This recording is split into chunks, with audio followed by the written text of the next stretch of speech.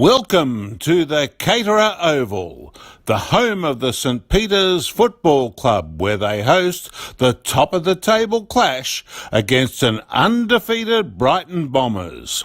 Today's broadcast is brought to you by Filming Footy, Sports Interactive, and Dartfish. And a big acknowledgement to our Matchday Live major partner, Catch.com.au. Screamin' good deals.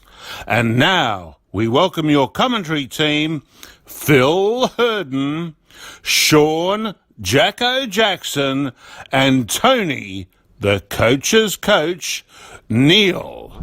Gentlemen. Thank you very much, Mr. Voiceover Man. G'day, footy fans, and welcome to Cater Oval on a gorgeous day for anything in life, but especially some footy. Division 1, the OTR Division 1 of the Adelaide Footy League, and we are bringing you the top of the table clash. The undefeated Brighton Bombers have come up Anzac Highway, and they'll be taking on the host, St Peter's Old Collegians. My name is Phil Herden. Excited to be here for a big afternoon of local footy. I'm joined by the voice of the Adelaide Footy League, the coach's coach, Tony Neal. Good afternoon, Tony. Oh, good afternoon, Sean and Phil. What a day for football. This is the middle of winter and sunny, and I've walked out onto the middle of the ground earlier, Sean, and that centre is rock, and I mean rock hard. So goodness gracious if anyone gets cleaned up down there. So beautiful day, looking forward. This is the one we've been waiting for, first versus second. Away we go, Shawnee. Yeah, well, I'll tell you what, you're looking at both sides in the warm-up at the moment, and they are clearly the most physical sides, the biggest sides that we've seen this year, both sides. And look, Brighton have got a few experienced players out, but the young kids they've brought in are all good, solid players. There's no skinny will-o'-the-wisp types in either side. So, boy, there's going to be some bodies banging into that concrete today, I'd admit. And let's be honest, boys, these two clubs hate each other. Their coaches both told me they hate each other. Well, they did play in a Div 2 Grand Final in 2018. Both survived last year. In fact, St Peter's played finals. We see the Saints. But just before we go to St Peter's, we better go to ground level. Introduce our intrepid banjo who's brought the sunshine with him, Ben Tippett. Good afternoon, Ben. Afternoon, Phil. Great day for footy down here. Really excited to see this top of the table clash. If it's anything like the B grade, we're in for a ripper. And B grade, we saw, I think, Brighton get up almost with the last kick of the game. They did. It was kicked a goal to win by a point 2 minutes before the siren. Alrighty, thanks for that, Ben. We'll get some ground conditions with the Elders weather app very shortly. Tony, St Peter's, they've been up and down a bit from Div 1 to Div 2. Played finals last year and look like they're going to be in the mix again in 2020. Yeah, so listen, couple of players there to watch, but we've really got a good spread through there. So there's three players up forward that we're going to look at, the two McLeay brothers and, of course, Luke Mitchell. Keys to the game, midfield must get on top early. Get the ball in quick to the two McLeay brothers and to Mitchell. Now, last week they were put to sleep a little bit. They weren't huge goal scorers, those three. So if they can't get the ball to them, they must find other avenues to goal if their key forwards are covered. Defence need to be tight and precise use of the ball. Big mature bodies ready for combat. That's what we're looking at today. And the structures and game plans are vital. Both coaches have got very well credentialed with regards to their positions on the ladder, how they're going about things. But it's going to be the team that sticks to their structures and game plans the longest may get through. And I've got a little bit of an idea, Sean. You'll cover this in a moment with Brighton. They might use speed and pace today that might drag a few of the St Peter's guys away from their game plan. If they like the ball fed in to the talls and it gets to ground, how's that going to look for St Peter's? Yeah, look, it's going to be an interesting tactical decision for Brighton to, given they do lack a little bit of height, and let's be honest, they've got 7 experienced players out of their side today. The captain, the best player, Will Rivers, who had a year off last year, joined the fire service, is back in, and he's a integral part of their team at centre-half back. Well, without him, they've had to shuffle the side around a little bit. So, you've got someone like Scotty Nerlich, who generally can play as a midfield tagger, who's having to play key post back. So, I guess what that means is, up against the three tall timbers of St Peter's, you you're probably going to have to roll with an extra one back, I would have thought, particularly when St. Peter's have the breeze. So that means they're going to rely on getting the ball in the back up and then working quickly from there with their +1. Thanks to Interchanger, Tony. This is your St. Peter's Old Collegians lineup. Yeah, and you can see a couple of players there. The two McLeays in red, number 14 and number 12. And Jock is actually number 12. He's leading the goal kicking. And James has played a fair bit at Sturt too, Sean, was it? Around 150 games. Yep. And there's a couple of others that I really wanted to point out. And Johnny Vrodos is number 28. So he's one of my players to watch today. He's come back, you wouldn't believe it, walked back into the club. He's been away 3 years in Melbourne, playing in the amateurs over there. He's come back. He's played a bit of rugby. He's been in their best players every week. So I'm really looking forward to seeing him in the midfield, how he performs. And says if you're in the best 4 weeks in a row, you must be going okay. So let's have a look at how he goes as well. And then we'll move across to Brighton, Sean. Yeah, just an interesting thing. Luke Mitchell was one of the three key tools. Played one AFL game for Carlton. And in that game, he got one kick, one mark, and one game. And that was the end of his AFL career. But you're going to give us a goal. Well, at least he didn't end up with donuts, which has happened. Yeah, no, sorry, it was the goal. Sorry, one mark, one kick, one goal, out the next week and never to play again. But hey, you got to play. Alrighty, so thanks for that, Tony. That is the host, St. Peter's. Jacko, we have a look at Brighton, and boy, if you have a look at their last 5 years, they've played in Southern Footy League, Div 3, Div 2, and the last two in Div 1. A team on the move, and at the moment on the move up. Yeah, absolutely, and it's not the first time they've been in the Adelaide Footy League, or that was the amateurs when they were back in there. So a similar path to the last time they were in. They left and went back to the Southern League, and then they've come back in again and had to fight their way up from Division 3, much similar to the previous time. That time they merged with Brighton to be able to come in at Division 3. This time the Adelaide Footy League let them in at Division 3. Didn't take them long to get up to Division 1. The good thing for Brighton's perspective is that where they're located geographically, they don't have a lot of competition from other A1 clubs. And you look at the rest of the suburbs of Adelaide and they're surrounded, where Brighton do not have a lot of clubs in the Adelaide Footy League within QE of them. That's why they're able to... We might have to... These guys are almost ready to start 5 minutes early. Nothing you love more than that. Very quickly, we might get up the team selections thanks to Interchanger, and also, Jacko, your players to watch. Yes, okay, so my players to watch today for Brighton, we are going to track number 9, Jay Boyle, played a little bit of league football at Glenelg, and the other one is number 5, Nigel Osborne, who played at West Adelaide Footy Club last year. Play some league footy there. So two blokes that'll be in the midfield. Alrighty, Ben, we'll do the weather shortly and the ground conditions, maybe at a break and play, if not quarter time. But of course, we've got the important job of the tips. Who's going to win and by how much, Ben? Spock for me. By? I'm going to say it's a close one, 12 points. Tony? Yes, I've got Brighton by 15 points, please. Jacko? Spock by 13 points. I got Spock by 22. We're underway, 4 minutes early. You're with Tony Neal. Well, Matt Claughton in the ruck, and he's about 20 kilos heavier than young Wakefield at the moment. So ball bobbling around, and away they come already, Brighton. That's a high kick forward, inside 50 already. Look at the players putting their hands up because of some bit of a push out.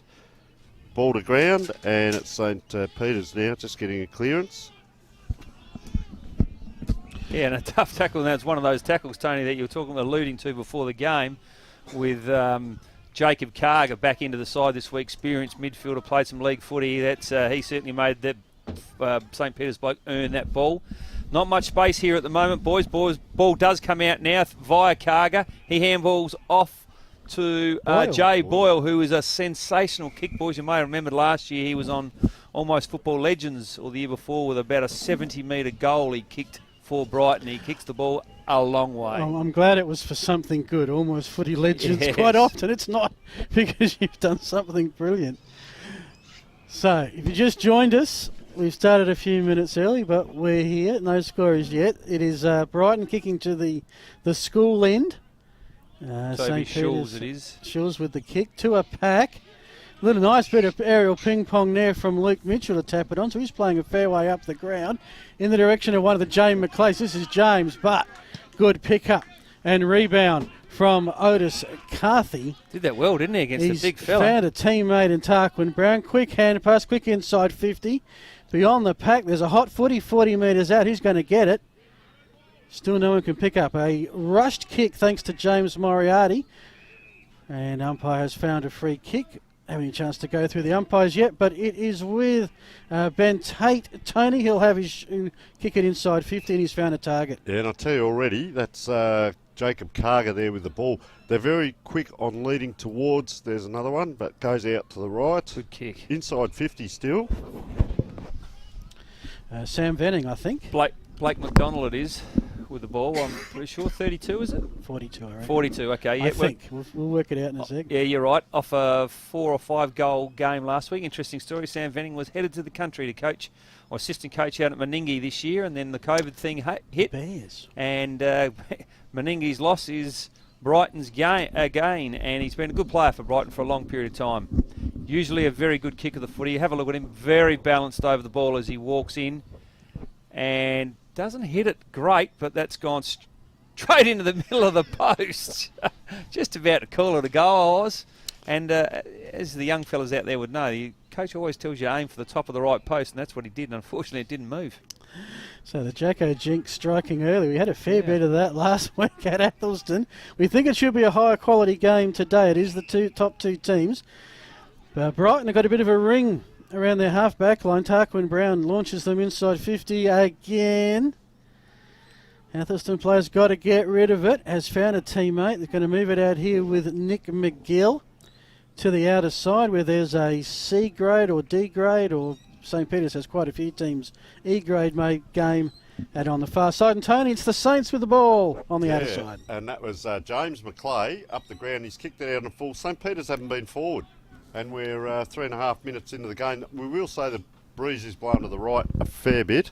And I'll tell you who I've liked is Tarquin Brown's a really good lead-up target for them. So just a short kick here. They like using the ball, and that's a nice kick. 2 players ran out there, but you can't be 2 metres off your player today. There's another kick in forward. Oh, he's just fumbled that. So round on the left.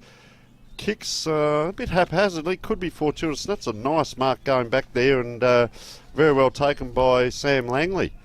So really struggling to get it out here, just holding up. It gives Brighton time. They've got their hands in the air, so it'll be interesting to see where they keep that going all day as well. Player in at centre half back. They haven't got a switch on, so it goes down the far side. Very close, and that's a nice mark by Luke Mitchell, Sean, and he's a long way down the ground. He is indeed. Well, he does tend to play up the ground more centre-half forward than deep, although they do rotate one of the McClays and Mitchell, but it's been intercepted by Ben Tate, experienced player. Had a bit of it, hasn't he? He has. Mitchell's got it again here now, and he has just managed to scramble it forward, boys, but you're right, they haven't been inside 50 at all at this stage, whereas Brighton doing all the attacking probably need to get a goal for their effort. St. Peter's, Toby Schulz, holding the ball up there beautifully. They keep it alive through Carger. Ooh.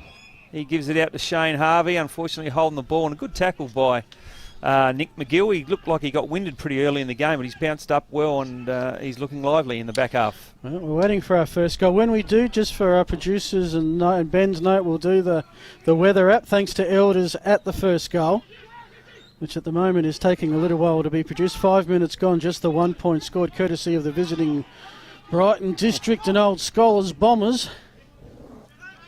And this is not pretty football at the moment. We said it was going to be physical.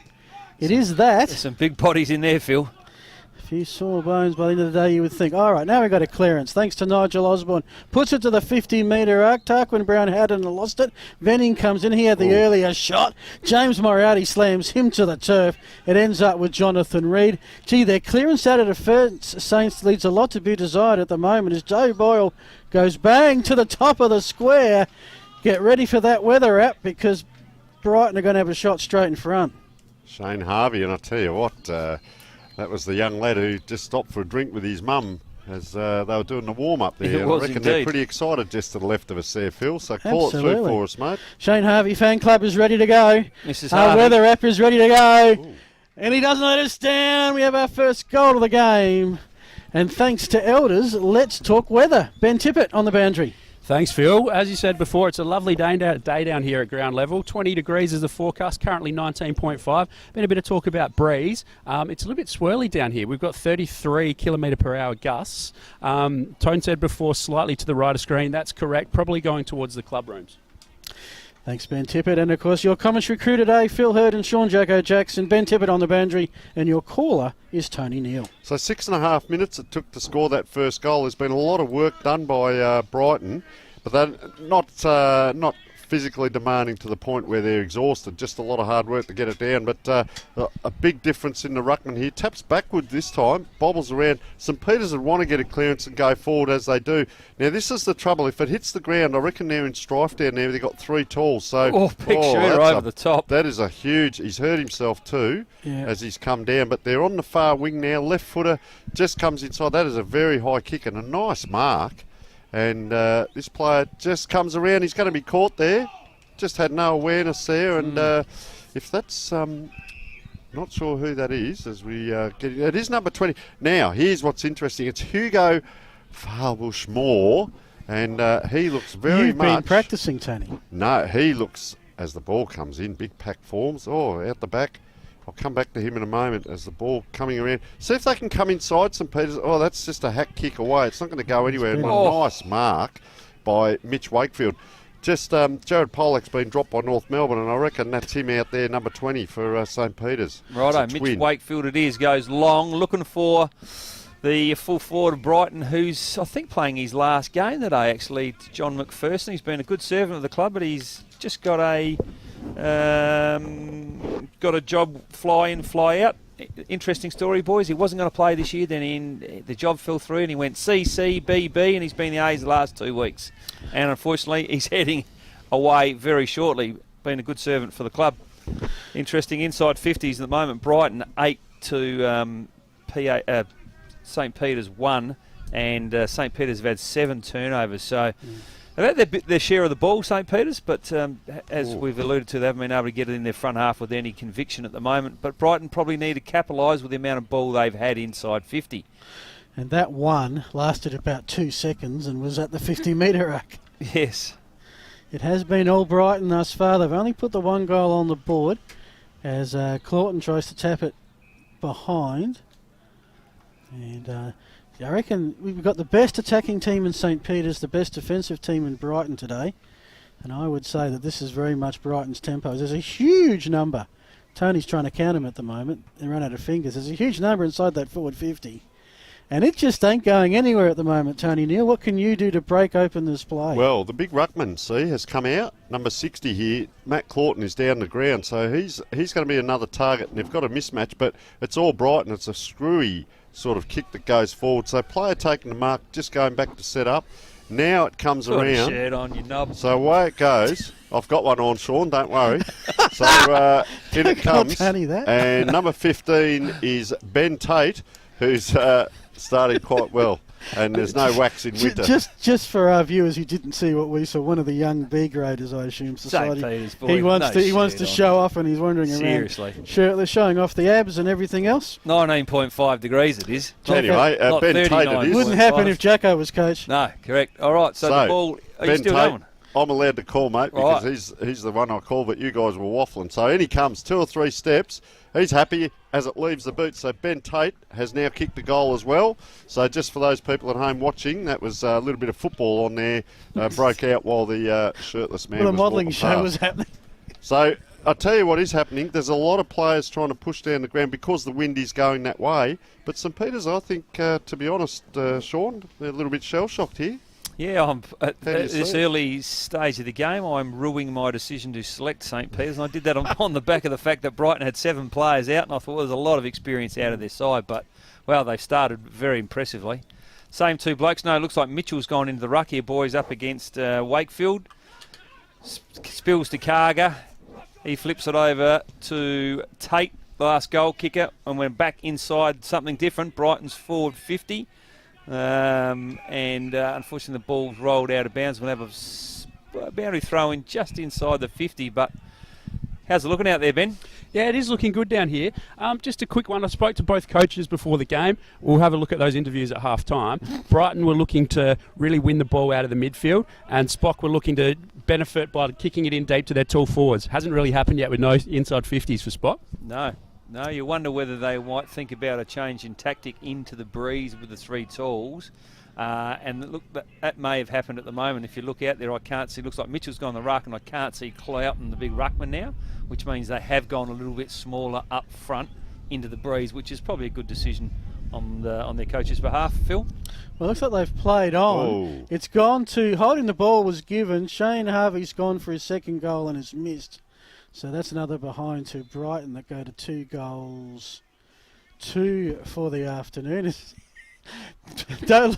Oh, no. Go on. Oh, no. What a shirt on, seriously. Our supermodel's back. Ah, dear. Things you see at a footy game. As the kick comes in, let's talk some action here. This is where Brighton have struggled, but St. Peter's have struggled, clearing it off half-back. you're They might do it here distracted between Valconen. There's And McLean. now, they're Well, getting a few marks here. A lot of their forwards, they've got in the game, but of course way too far out the score. Could be an inside 50, or at least the throw-in might lob inside 50. Right in front of our broadcast van here, we've got Alejandro, producer. We've got the stats, thanks to Dartfish, and we've got Sean Jackson with the call. Tony Neal with the call. Sorry, Jack. So, if you look now, there's one player inside the centre square here. So all the players across this half of the ground as this ball comes in. I'm very interested. I haven't called much Johnny Vrodos, number 28, so I want to see whether he can get himself involved as well. So it's bobbling around there. We knew it was going to be a physical game, but geez, it's just harder at it, Brighton. Player out the back, gets away with it. Nice left foot kick too, and I reckon he's hit this man again. I'm really impressed with this guy as well. Sam Venning comes up the ground. Nice kick out wide, one-on-one. Player taking the ground, so handball, he's almost put him back in trouble. They've come inside, so at least they're trying to invent something, James Duncan, but it's going nowhere. Yes. They came back inside unnecessarily there and just mopped up by Tom Wellesby. There's what happens. That was a dangerous piece of play.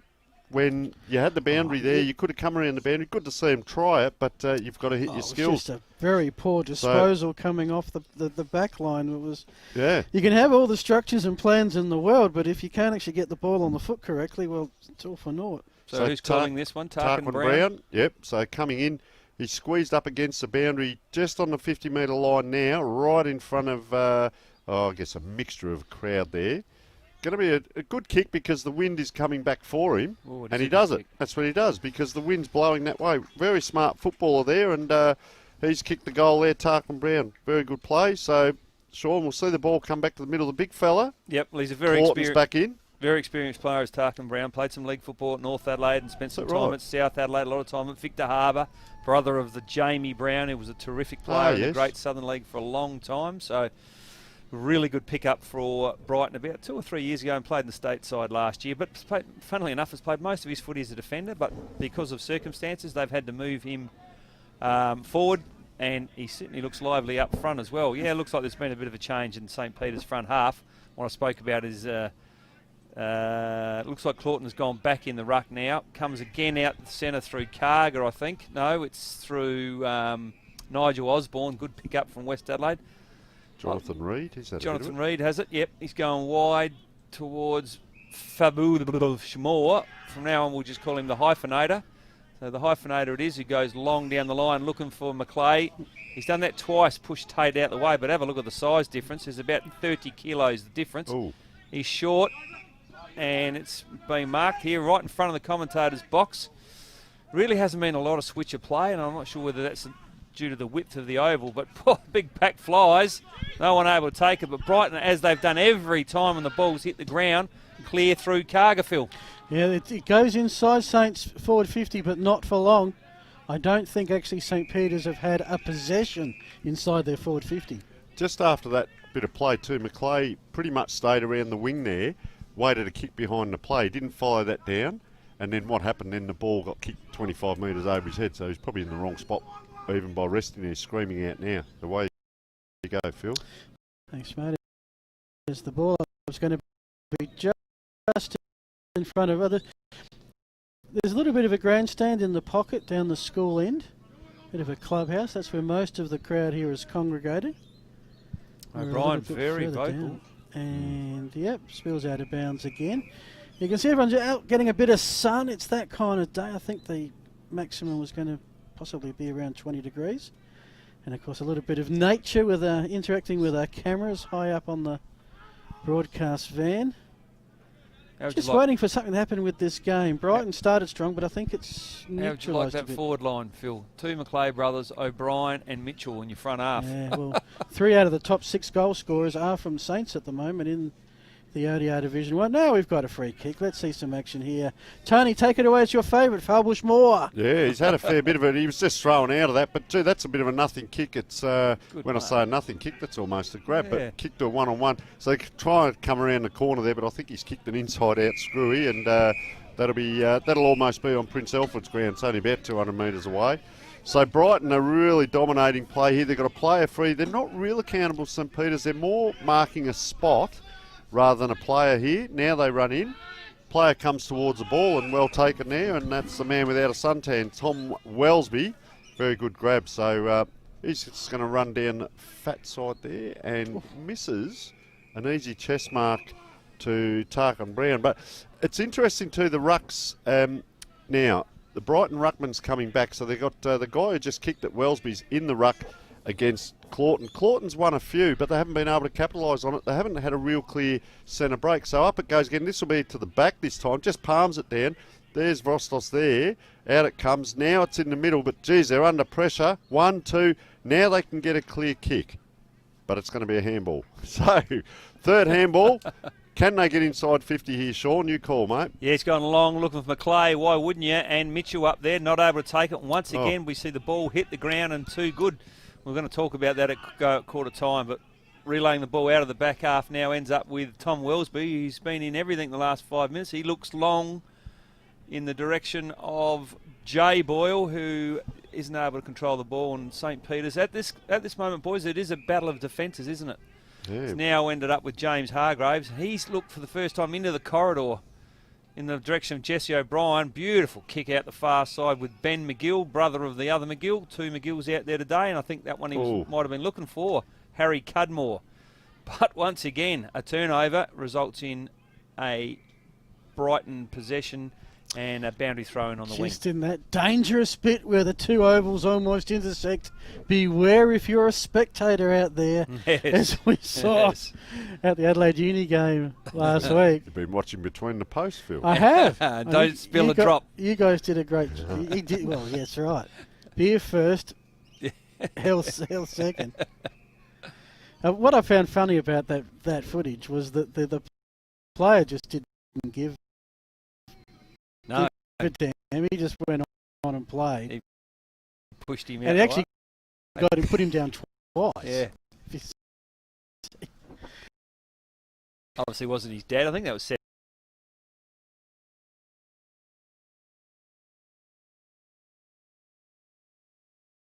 On the right foot, he's had about 3 goes at it, this lad, and he's kicked at Sam Venning. So there's his first. I think he kicked 4 last week as well. They are pretty much dominating, to be honest. St Peters look a bit, they just can't get that 3 or 4 kicks going. They'll get it down and they'll miss the target. We've seen a fair few times. So little Shane Harvey there just popped past to see Mum and got a drink. Get another drink from Mum, has he? Yeah. Jeez, Unbelievable, Mrs. Harvey. I'm not sure what she's got over there, but obviously something that the Well, club at doesn't least have. as long as you follow, it's individual bottles. Yep. So All right, same 2 in the ruck. Claughton Wakefield, versus yep. Wakefield. Claughton played probably 150 games of reserves footy out at Central Districts. Much travelled player. Big boy, Good Sean. pick up this year from Udunda, I think. And he's apparently lost a bit of weight. He's a big bull. If he can lose another 10 kilos, Lost it, did you say? you reckon he found it? Wee. no comment from me. Oh, he's got the big It's number. ended up with Hargraves. We've gone long, and we still can't get a mark inside the front 30, which has been their downfall. And once again, Brighton clear the ball, this time through Jack Chalmers. It stays alive. Nice left foot down the line there, searching for Well done. McPherson. Not able to get it, unfortunately. Beautiful bit of defensive work there from St. Peter's. Now looking for the switch into the corridor. This is dangerous, though. Could end up with Jack Plenty. Now St. Peter's once again. This football is being played between the arcs, ladies and Forget gentlemen. between the posts. This is between the 50s. Yeah, It's like circle work at training, isn't it? yeah. It They is. call That's it down one exactly. side and back the other. So it's with Jesse O'Brien. Get a switch on. They haven't got much in the middle, have they? And I Look. don't think we've seen a single switch Oh, thus far. someone's sent off. Over here, yellow Yellow card. card. Ooh. I'm going to go with Jay Boyle physique-wise. The All Ruckman's right. having a bit. So we're going to savoury have to too. send Ben Tippett off Wow. to chat to the umpires to find out what that was about. Go and ask him now, Ben, as he's coming off. Go and see what he says. maybe not right now. Gee. But there's a challenge for you. Get a quarter number time. there, Ben. So they can bring a player on. Yeah, because and, this is all new to me. We don't. He's got the head down. He's Yeah, you can bring a just player walking on. along. Shane Harvey in. Okay, and if you get so how long Yeah. are you off for with the yellow? It's at umpire's discretion, but 10 minutes. Okay. You know? Paper, rock, scissors, because he's coming Can past. Saints He's get a gonna score ask. before quarter time? Almost the grab on the second attempt. First kick inside 50 by St. Peter's. It's getting close to those big white things, which you need to get it through to score, but it falls out of bounds. 22 minutes gone of the first quarter. It is Brighton, the visitors, by 26 points. So that was Jared Miller who got sent off, new player of the club this year, the ex-Woodville West Torrens. Kicked 7 goals, interestingly enough, in his first game against Athelston. They're Been leading out go- with injury. Their leading goal scorer. Yeah. Well, he won't score many sitting on the pine. Tony, will he? No, he will not. And look, if he gets back on, he can redeem himself. So there's the upside. We won't punish him too much. So Okay. up it comes. Oh, I've got a bit to say there, but I tell you what, Brighton are playing a very good brand of football. I tell you what I like out of the back line. They don't panic. They're playing good football and they get it down. Here we go, inside 50. Out it comes again. But fumble. That's what's going to cost you. So one team gets his ascendancy, the other team drops away. Missed error again. Oh, jeez. He's got no one to go to there either. Oh, nice. This Wellesby's been very good as well. Look, Yes. inside, that's where you want the ball. Runs inside 50 on the left foot, goes bang. It's almost like a training drill. That was a nice goal to Jack Plenty as well. He looks very neat, Sean, very neat with his kicking skills, Yeah, left footer. Yeah, he looks very balanced playing off the wing. It looks like he's got a bit of speed and a very nice finish. But set up, no question, Tony, by Tom Wellesby, who has looked lively in this first quarter, Ben. Yeah, boys, just Jared Miller, sounding pretty close to him when he came off there. Seemed to be complaining that it was a bit of retaliation. Thought he was hit, so it'll be interesting to have a look at that one on the replay. But not happy about being sent off. No, well, he wouldn't be happy about these stats because he's missing out. Brighton have had 17 inside 50s to St. Peter's 6, boys, and the turnovers, St. Peter's 14 turnovers. Clearances, well in favour of Brighton too, 10-4. I reckon that's 4 worm burner or grubber kicks that Saints have kicked coming out of defence, and more times than not they'll lead to a poor bounce and a turnover, and twice I think it's led to a goal as they've had to go and retrieve the footy. Tony? Just a quick question for Sean. That guy's just kicked the goal off the wing and his opponent's 30 metres off him. Just put the coaching hat on for a minute. Would you go and stand next to him, cut him down a little bit? Yeah, I'm not sure why he's given him so much space. I mean, look at the space around Jack wander Plenty in. at the moment. Yeah. He's no defensive responsibility at all. If there's a quick kick here, Plenty is in position A. So, Yep. Now he's accountable the other way. That's Yep. good to see. So his player's trying to run off him. Out it comes here, McClay, not fast enough, but he gets away with it. There's a player there, That's that's the going wingman. to be downfield. No, it's not. Oh, players going down left, right and centre there, and a good strong tackle. That's probably the first good strong tackle we've seen when a backman's had it for Brighton. So this is a dangerous spot now. Can St. Peter's capitalise? Good punch forward. Players can't run onto it. Geez, they've been impressive with this Brighton. Just left, right. Yeah, players this side. No, they haven't. Geez, there it goes. Caller's curse. They've got players either side. They've got 2 on to 1 out here if they can get it out. They've got 2 on 1 in the goal square.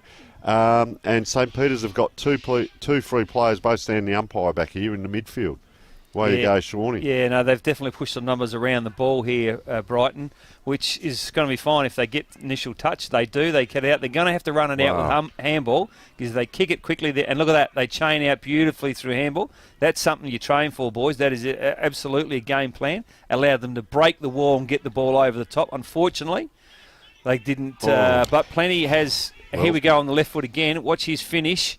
He's pushed it out in front of the old fella, McPherson. Has he got the legs? 2C, 2B, 2A. Goal, McPherson!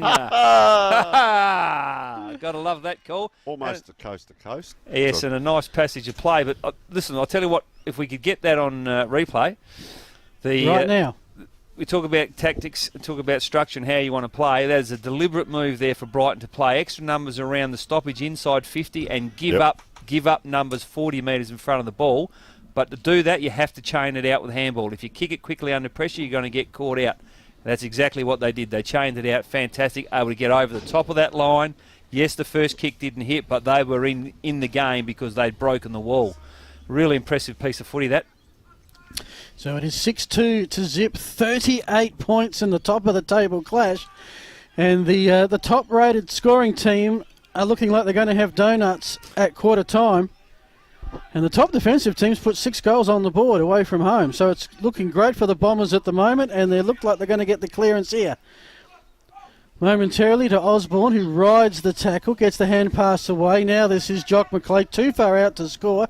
Gets it on to Hamish Allen and right down the throat of a Bombers defender, who will see it spill out of bounds. Almost 27 minutes gone. And this is not the scoreboard I was expecting, Tony Neal. Not happy with that kick, just by the way. Luke Mitchell, we gave the young wingman a bit of a spray. Hamish Allen, that kick did not go to his advantage at all, Tony. And just big Matt Claughton there, about 40 metres off, just walking away, shaking his head as well. A bit of poor body language. Yep. I'll tell you what I've noticed in a moment, as out it comes to Claughton. He's going to be caught, taken the ground. Won't like that either. Wellesby, well done. It's play on. It's past them by now. 30 metres away it is. Geez, they link up well, and they're using the ball so well. That is a lovely kick to the teeth. The goal could bounce fortuitously, maybe not. So taken away there. No, not taken away. That's almost like a backman's tackle down there by a forward. That is great forward pressure. On the ball. Well, wrong way. It is St. Peter's ball, so not a lot of movement. So this is what I was about to allude to a moment ago. They're very static, St. Peter's. Off packs. Blokes just standing around. Look, the ruckman down here. The centre of the ground's free. Move into position. Is too far off. Player's static. This player's lively. Tom Wellesby, I've really liked him. Yeah, come from Mount Lofty this year. He generally plays as the third tall forward for him, and he's had a fantastic first quarter of footy. But for me, that Brighton, A, are far too quick for St. Peter's. Far too quick. And B, when the ball hits the ground, their ability to hunt the ball on the deck is so far in front of St. Peter's. We look like an A-grade versus a B-grade side when the ball hits the ground. Wanders in, 50 metres out, dead in front, and he's pretty much kicked that like a backman. The other thing I was just going to say too, that wind is roaring, not roaring to that, it's going fairly hard at that end, but you wouldn't say this scoreboard is because of the wind. Might be a 2 or 3 goal, but they're just playing better football, Sean. Yeah, and I think structure has got a little bit to do with it, mate. To me, St. Peter's are too tall up front into the breeze. Now, we want to get Ben to have a look at the breeze at quarter time and see if it's really a factor, but it'll be interesting to see when they have got the breeze, whether they maintain, I imagine they'll maintain the same structure and how effective it is with the breeze. Look at them up here. Yep. Yeah, the whole half of the ground, isn't it? Yep. No, really impressed with Brighton's start of the game. Well, they're just inside 30. It's that man again, Wellesby, hits forward, does a bit of ruck work, and that's Harrison Boyle, brother of Jay Boyle, around the corner. Spent some time at Glenelg. Back for the first time at Brighton full-time this year. His father's a fireman and his brother's a fireman. Oh, you got that in. They haven't got an uncle called Lance, have they? So there's the weekly fiery tribute. Lance Boyle? Yeah. No. Lance Boyle, very good. Thanks, Jacko. Kick across goal's dangerous, especially if you can't mark it. St. Peter's are keeping possession, but only just. It was Cameron who was tackled. They've managed to clear it. Umpires found a free downfield. It's going to be the boys in blue with it. Loving the duel on the wing, guys, over here. I know Tony alluded to it before, but Allen versus Plenty. Allen is working his backside off. I know his positioning wasn't great, the centre bounce, but since then I reckon he's had 5 or 6 touches. Correct. And Plenty has given Brighton plenty as well. I guess that's why he's named, Tony. It's a good battle, and I'll tell you what, quarter time. Duel. Yes, I agree. Now this will be interesting. Will we see a game of contrast in regards to the way Brighton played that quarter and St. Peter's just couldn't get anything happening up forward? So will we see a different game plan and structure going with the breeze? I would suggest you would, but it'll be interesting to see how they play. And I was talking with Joel Tucker before. Will they tack the ball like the old sailing boats, tack into the wind? Will they go direct? They're on top. Well, I don't think Brighton need to change anything, mate. I think their game style would stack up going into the breeze, and I'd be very surprised if St. Peter's changed anything. More than anything, it'd be interesting to see whether they change it in the third quarter going into the breeze, because clearly, when they got it inside 50, that quarter, they weren't able to get any effect from it at all, whether it be the delivery, but more often than not, it was just Brighton defenders were able to do enough to get the ball to ground, and once they got it to ground, it was good night Dick, all over. Cleared the ball out, got space, and were able to set it up. And if their finishing had been a little bit better by foot, the margin would have been 7 goals at quarter time. Phil, Yeah, what is it the score? 6 goals, 2-30. I mean, 6-2 is a good 6-2 is a good conversion rate from 8 scoring shots. 6 individual goal scorers for the Bombers: Harvey, Plenty, Tate, Brown, McPherson and Venning. We will take a short break. We'll get the latest from out in the middle from Ben Tippett when we come back. Stats thanks to Dartfish and thanks to Interchanger. Plenty of summary and analysis from Tony Neal and Sean Jackson. You're watching Match Day Live. Hey Jeff, where do you get your shoes? Catch! Catch! Catch! Catch.com.au. Screaming good deals. Catch! Welcome, guys. I've got Joel Tucker from Brighton here before today's game against Spock. Joel, undefeated going into today's game after being 7th last year. Yep. What's turned it around for you guys this year? Look, I think we picked up a couple of guys which have sort of strengthened our squad, but I think just speaking to Jacko and a few boys from the league yesterday, I think it's just our growth in some of our kids. So we're a reasonably young squad with a couple of old heads still in there, but 2 or 3 years of senior footy and a couple of years of Div 1, I think just our development's probably contributed more than anything, definitely. Yep. And you've had a couple of big wins so far this year. Have we seen the best of you guys yet? I think everyone would like to say probably not. I think we're working towards it. I mean, obviously off a pretty limited preparation, like everyone's having their own issues here and there, but I think we're still not executing perfection how every coach and every team aims for. So I think we're just really glad that we've been competitive and we've been pretty tough in the tight moments and come through when it's counted so far. Yep. And the depth of the squad, how are you going? Everyone healthy? Yeah, generally I think we've got a few out, just like maybe everyone else at the moment, with a few little niggles. So look, we might not quite be 100% today, but we're of the strong mindset that one soldier drops out, the other soldier comes in and plays his role. So we'll go in confident about what we can do today and still try and execute the way we want to play. And top of the table clash today, what do you expect from Spot? We know Spot reasonably well and they know us pretty well. So 3 years in a row we've been playing them. So we know their keys through the midfield and their keys up forward. They really try and play to their strengths. So we'll try and negate that the best we can and execute sort of how we want to play against it as well. Yep. And you mentioned some of their keys. Who are the keys for you guys that we can look out for today? I think just probably through our midfield with Jade Boyle, Jacob Carger, Nigel Osborne in particular. Those three have been really carrying a fair bit of weight for us through there. And obviously our forward set up with Tark and Brown, and probably a key match up down back will be Otis Cardy on one of the McLeod boys. So have a look for them. Excellent. And any late changes from your side today? No late changes. Yep. Excellent. Well, Joel, all the best, mate. No Have worries. a great one today. Thanks for joining us. Cheers.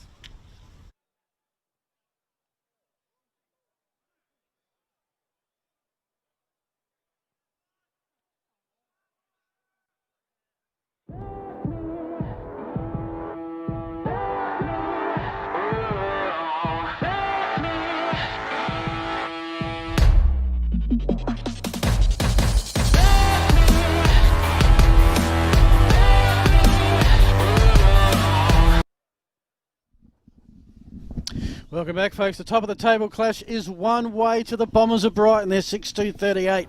St Peter's Old Collegians are yet to score.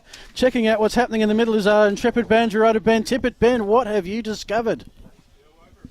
Pretty happy with how they've started there. This quarter they're looking to be mindful of the breeze. The forwards need to push up the ground a little bit. The message was to be patient, play the boundary line if they have to, and work the footy a little bit more. Over at Spock, they got absolutely sprayed by Jeff Riddle. Not happy with anything they did that quarter. They really need more body contact. They need to get in, hit the footy hard. They haven't executed any of their game plans, so they need to look to do that this quarter. Cool. Thanks for that, Ben. Let's look at some stats. Jacko. Yes, I imagine Jeff Riddle might have been saying, show me the way to St Peter's, because so far they've not been showing us anything, and the stats will show you that. Inside 50s, 20 and a quarter to Brighton. That's an exceptionally high number in any game. Turnovers are the big thing. St Peter's 17 turnovers. They've won the hitouts through Big Clawton 16-9. The tackles, Brighton in front there. Clearances, big win to Brighton as well, 12-7. And some of the individual stats, boys. Jay Boyle, clearly the best of the ones we're tracking. He had 9 for the first quarter. Osborne and O'Brien 5, and Varados 3. We'll give you some other scores around the ODR Division 1 when they come in. We're the early game, but you're with Tony Neal, second quarter. So going forward now, St Peter's, he's hit that out to the right. They only had one player only just about a metre in front of the ruckman. Now, if he wins that tap, they've either got to run onto it or get another player down there to play to it, because he's winning the taps. If they let the ball hit the ground, they're saying to the opposition, we don't want it. So here's my man Brodos. Player comes from behind, and it's a long kick inside 50. Doesn't help anyone. Ball bobbling around. Out it comes McClay. He's been quite vigorous at it, but can't quite get it up. Both McClays there. Jock and James now around on the left, and they have scored finally. St. Peter's as the crowd erupts, and that's called a point. Hamish Allen. Now the interesting call with that too, Sean, was Hamish Allen has stayed on this wing. Yeah, which is disappointing for us because we were enjoying the matchup with him on plenty. Looks like he now finds himself on Jay Boyle, but the ball is directed out in that fashion. Someone's taken a terrific mark there. That is Otis Carthy. He kicks it 32 for Brighton is Blake McDonald, young fellow. He's got the ball now on the half-back line. Looking for leads up front. They don't have a lot of height, so he's got to try and punch the ball low. Luck is a fortune. Nigel Osborne ends up with it. Nice and balanced player. What's he going to do with this? Goes inboard looking for the old McPherson. Jeez, he nearly got onto the top of that. Look but out. That is a terrific attack by Carger onto Boyle. Watch this kick, boys. It's a mongrel. It's a point. Your boy, Jay Boyle. But what's interesting, in the first, 1.5 minutes, Brighton have been able to score into the breeze. 1 point all. We didn't see that from St. Peter's early in the game. Ben. Boys, just interesting that Brighton have started a loose man in defence. It was Venning, number 42. So interesting to see the impact of him with the breeze this quarter. Yeah, good pick up, Ben, because he was a good forward for him in the first quarter. Moriarty had the ball, was bringing it back inboard, but it's got a 25-metre penalty, so it'll come back to him. Pretty much on true centre wing now. As you can see in the background there, game between St. Peter's and Tea Tree Gully. Just not sure what division or grade level that one is. Pretty sure it's Tea Tree Gully's D grade, and not sure whether St. Peter's So still have a D it'll grade. be C something. Well, they have 4 teams because I've seen 4 different blue teams here today. Right. I'm sure the We're Smurfs inside aren't 50. here. As We're it's picked inside up, here's a 50. chance for the Saints. This is by John Vorodos. Who? Vorodos. I was winding up for something big, but he missed. But they have doubled their score. Saints are 2 behinds. Brighton are 6-3-39. Tony. So this is one of my little pets, isn't it, Shawnee? Ben Tate. Now let's see what they're going to do. They've St. Peter's have set up pretty much a 5-4-4 there, set the space, and there's what happens. You pick it to pieces. If you can get that kick, they've come out wide, which is what they were asked to do. Tack into the wind, I mentioned, but come to the boundary. They're doing what they want. Too much. Do you corral a player or do you go in and put pressure on with a tackle? Just trying to use the foot. Out the back, player falls over, but he's done well. There's the panic kick. That's not going to help anyone, although in good position. That is great guts there by the big fella, Tarquin Brown. Bit slow to get up, but they're just on fire. And what's happening now, the boundary umpires. So it's good to see after last week, boundary umpires come in a fair way. Here's a replay of that. There was. Cut off. So in they come. One player behind the 2 ruckmen. And just belted. Shawnee belted about 15 metres. I'll just take this one. Who is he tapping it to? The boundary umpire. Just wanted to get him another go. So boundary umpire's in. No one behind the 2 ruckmen. He's going to run in. Wellesby's well outdone here in height and weight. And there it is again. So he's tapped to a spot. They've run onto it. McClay can't take it. Chases it. This is where he's probably done a bit on the ground. Yes, well, certainly asking a lot, Brighton, of Tom Wellesby. He's giving away a lot of weight and height, and I don't reckon he would have played a lot of footy in the ruck. And as we alluded to before, Will Rivers not playing today. He would probably take some of that ruck work for them up forward. Anyway, ball's alive, and it's Mitchell hits the ball forward, round the corner from James Hargraves, and the ball's ended up going out of bounds, and we're back inside 50 for St. Peter's. What we didn't get from St. Peter's in the first quarter was any movement or any stoppage, much stoppage in their front 50, much restart. We have got that now. Let's see how they cope. Just on that, Sean, see Cloughton came back on that last throw, and this one I'll let you call first and I'll come back to this. All right, so the throw-in right next to the Saints behind post. They are yet to put one between the big posts.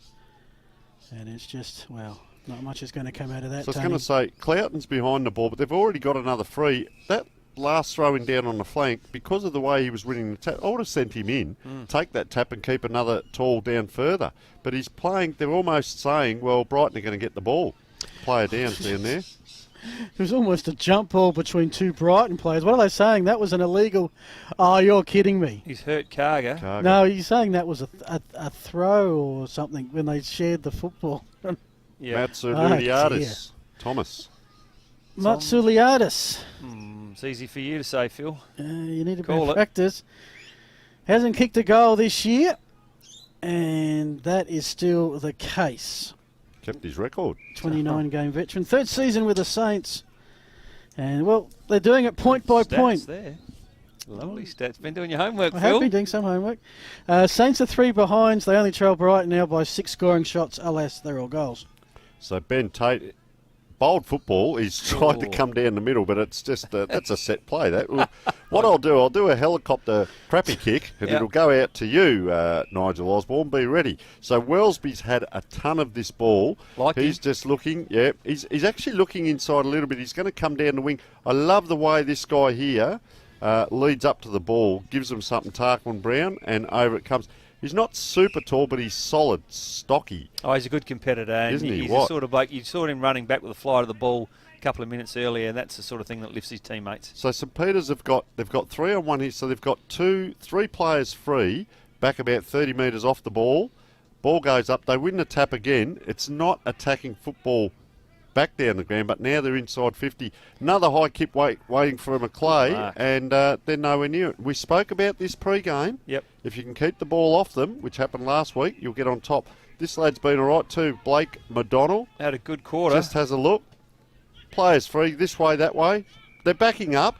Another player free, just a chip kick out. They may not get away with it, but Maclay's going to struggle to get to that player. So easily taken by Brighton. This is what they're great at, Sean, is that use of football. Really like that. Yeah, interesting thing about McDonald, he's one of those players that every club seems to have had that had to isolate coming out of Victoria from Mildura, had to isolate 2 weeks. So he missed a bit of footy, but back into the A's, and you can see why they like him, can't you? He looks a lively type. Jay Boyle lays it off to Harrison Boyle. He goes around the corner. This is a race for the quickies.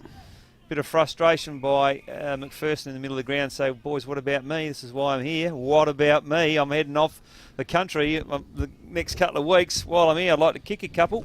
Yeah, I tell you what, they're very good too for you when you've got reflux. What about me? Quickies. Oh, quickies. All right, ball Boom, boom. thrown inside the Brighton forward 40-metre line. If there was one, Phil, is there? There's not. In your imagination.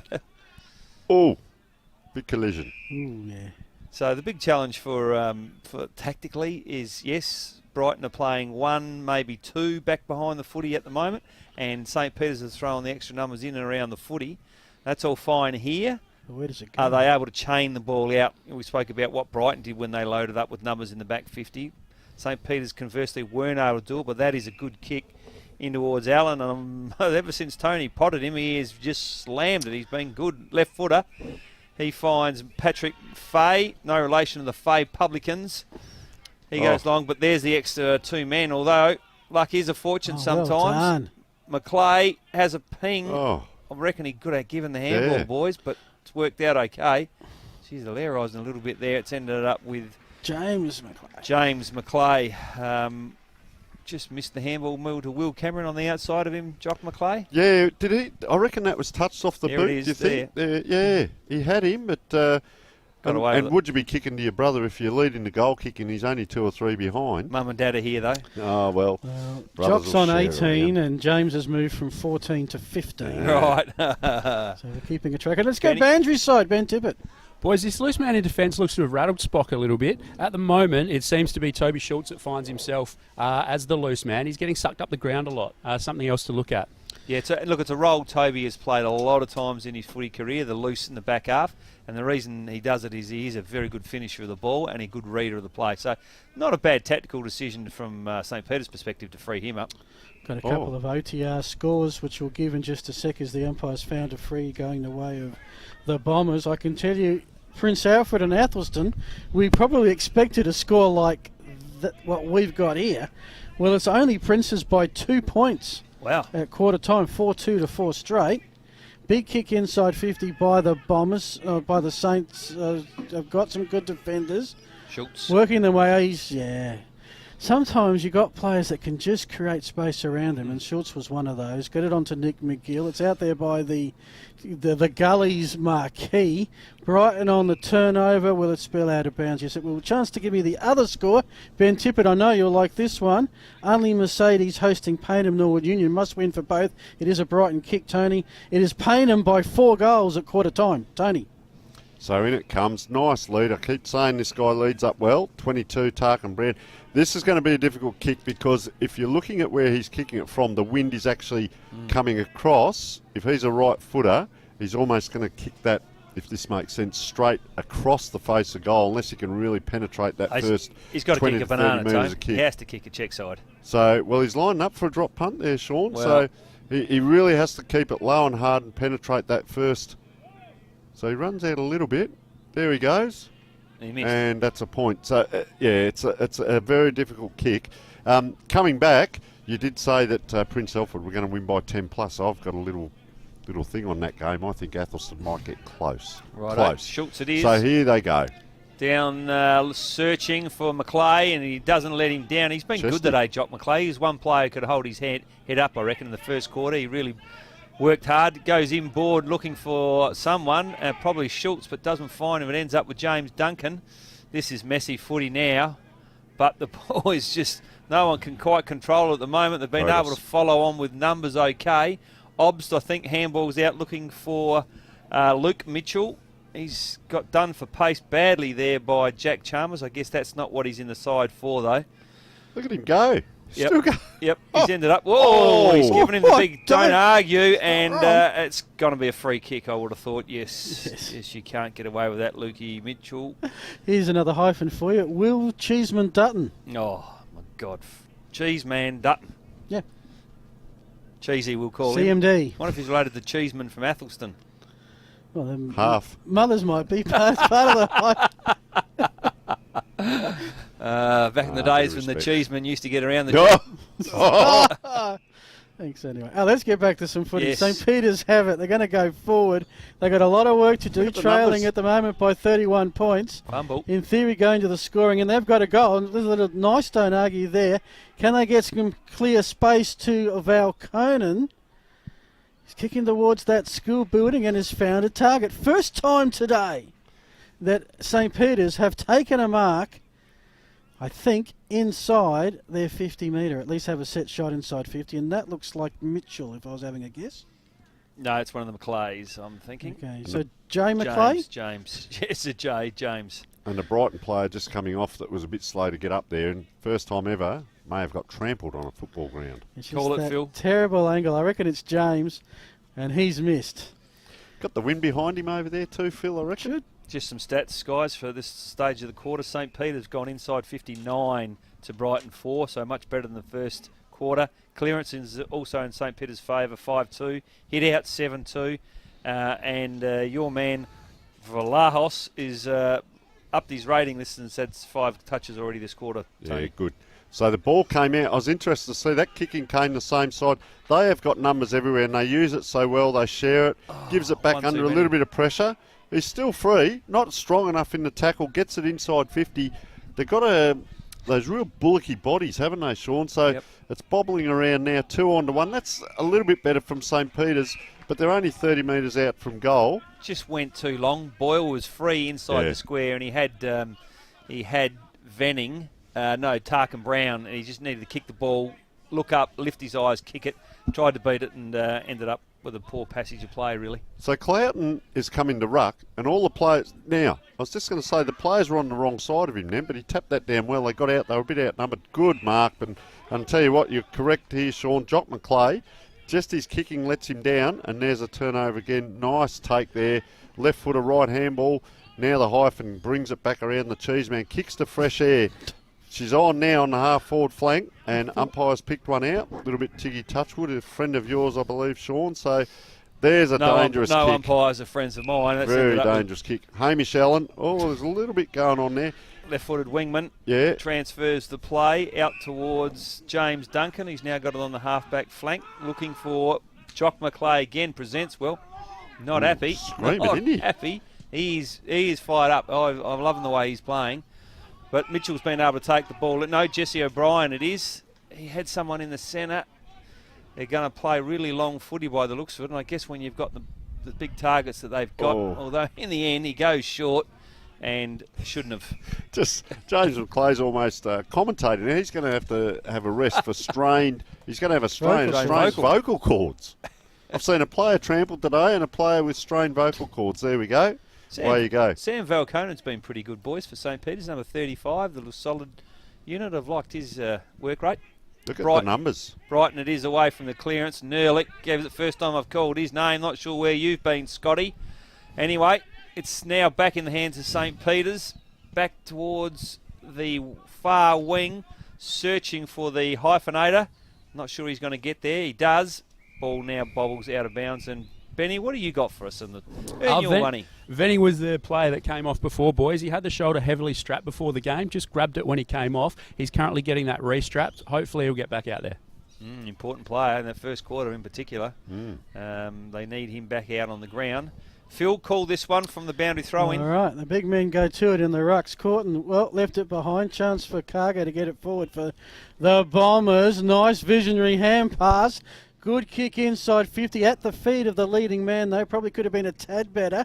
Hand pass back. This is Jay Boyle. The kick, the bounce. Missed. He doesn't like giving it off much, does he? Not being rude there, but he doesn't like giving it off. Not being rude. You're being rude, all right. So back to a Boyle burst there. 31-point game in favour of the visitors. The only undefeated side in the OTR Division 1. Phil, I love it when he grounds us, brings us back to reality. Anyway, left-footed. Yeah, left-footed. Look at that. That's a long kick down to the wing.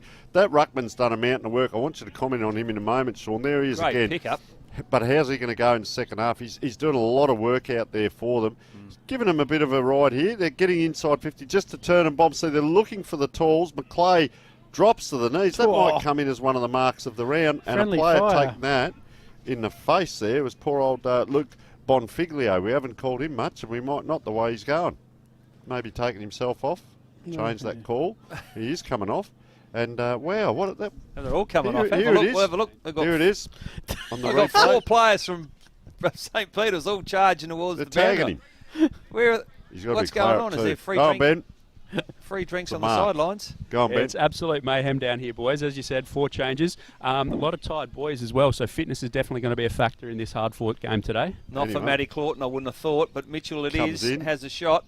Thought I called the mark, but that's okay, Sean. And I just want to say Bonfiglio again, just for the sake of it. He's come off with a blood something. Nose, mouth, all of the above. Hopefully they'll patch him up. Now, they've got an 18-year-old. Is it Jared Miller, was it, we were going to allude to, number 18? Haven't seen much of him at Brighton.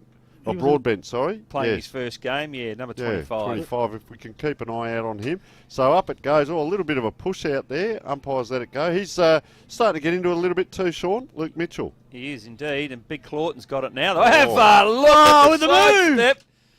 We've even got Big Phil excited. You know Phil's on the bandwagon of the big fellas. He's the president of the big fellas. That's it. Unfortunately, doesn't end up with a goal. And flat there, Sean. It's gone out of bounds on the full. It has, but looks they get like another load up. 14, McClay has got the ball. That'll be the James variety. I think he's one of the Not D grades. not a bad shot here for a righty.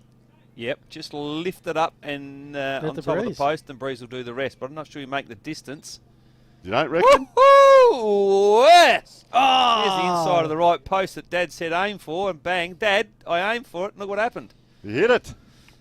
You get $1. Just inside, you got to aim. Don't aim at the post, just inside the post. Well, this quarter, Saints have kicked 1 goal 6. Wow. If they'd have been half accurate, they could actually be back in this contest because Brighton, the Bombers, have kicked just 3 behind. So we've seen 1 goal 9 in this quarter. Tony. Yeah, I'll tell you what though, there he is again. Claughton, I reckon Brighton would be happy with that, to be honest. They're doing all right.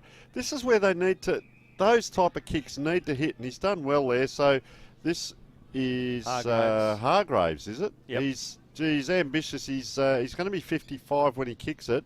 They've stopped. There's still a lead there. That is. Distance, not age.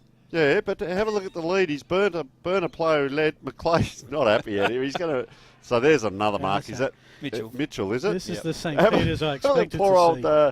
James Jock McClay. Jock McClay, he let out here and he hasn't moved, and he's still on his own if they want to chip it to him. And I'll tell you what, he tested the vocal cords a bit again, but no, it was a decoy. It was a good lead. Yep. So here we go with Mitchell. Oh no, he's got the step, and that'll do though. Straight through the middle. Straight through the high diddle, and that is Luke Mitchell's first goal. They forge on to kick their third, I believe. Second. Is it? Second. Oh, really? Well, I got a bit excited there. So, can they get 2 in a row? Here's the big question. Can they push a little bit harder now?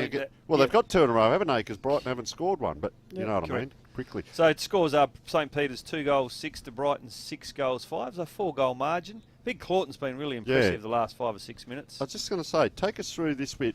How they're lining up in the middle. So they've got one player the other side of where he's going to tap to, but he's winning the taps. What do you reckon is going to happen? Well, he's going to play it free. If you're looking at the clock face, 9 o'clock is all open there. So I'm suggesting the bloke who's in the sweeping position might end up, but Vrados might end up being the target here if he whips around, and then 5 can come around and cover the back. Let's have a look.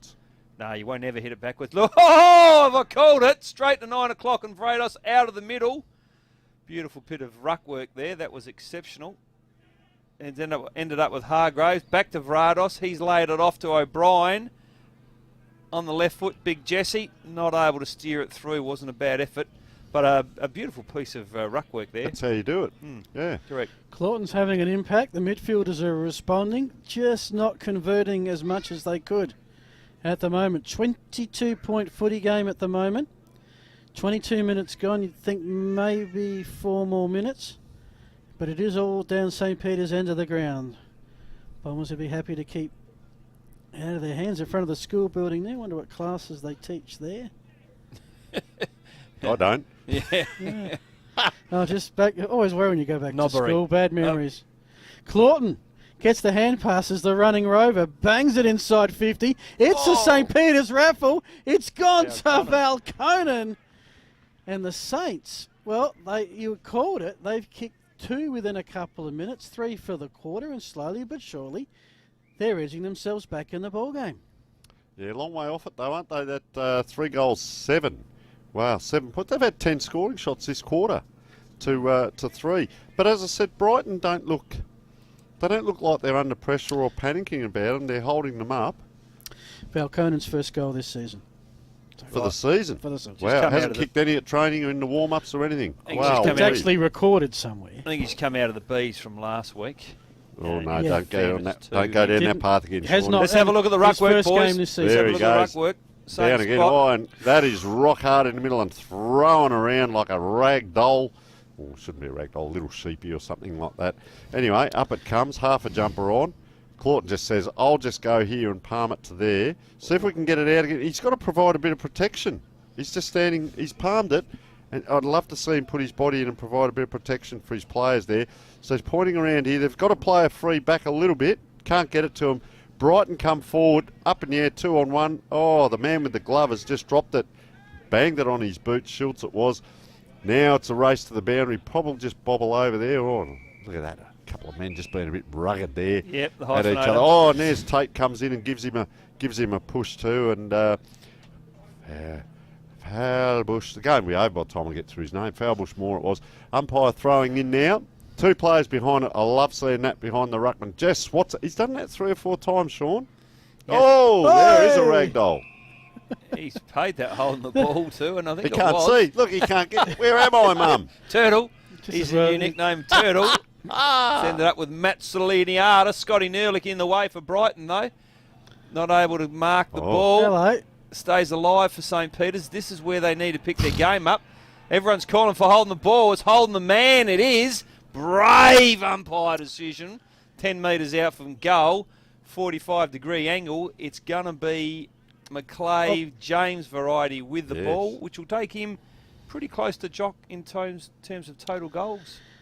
At the moment, counting James on 15, Jock on 18. In fact, if he scores this, he'll be the first multiple goal scorer of the contest. Right, well, here it is.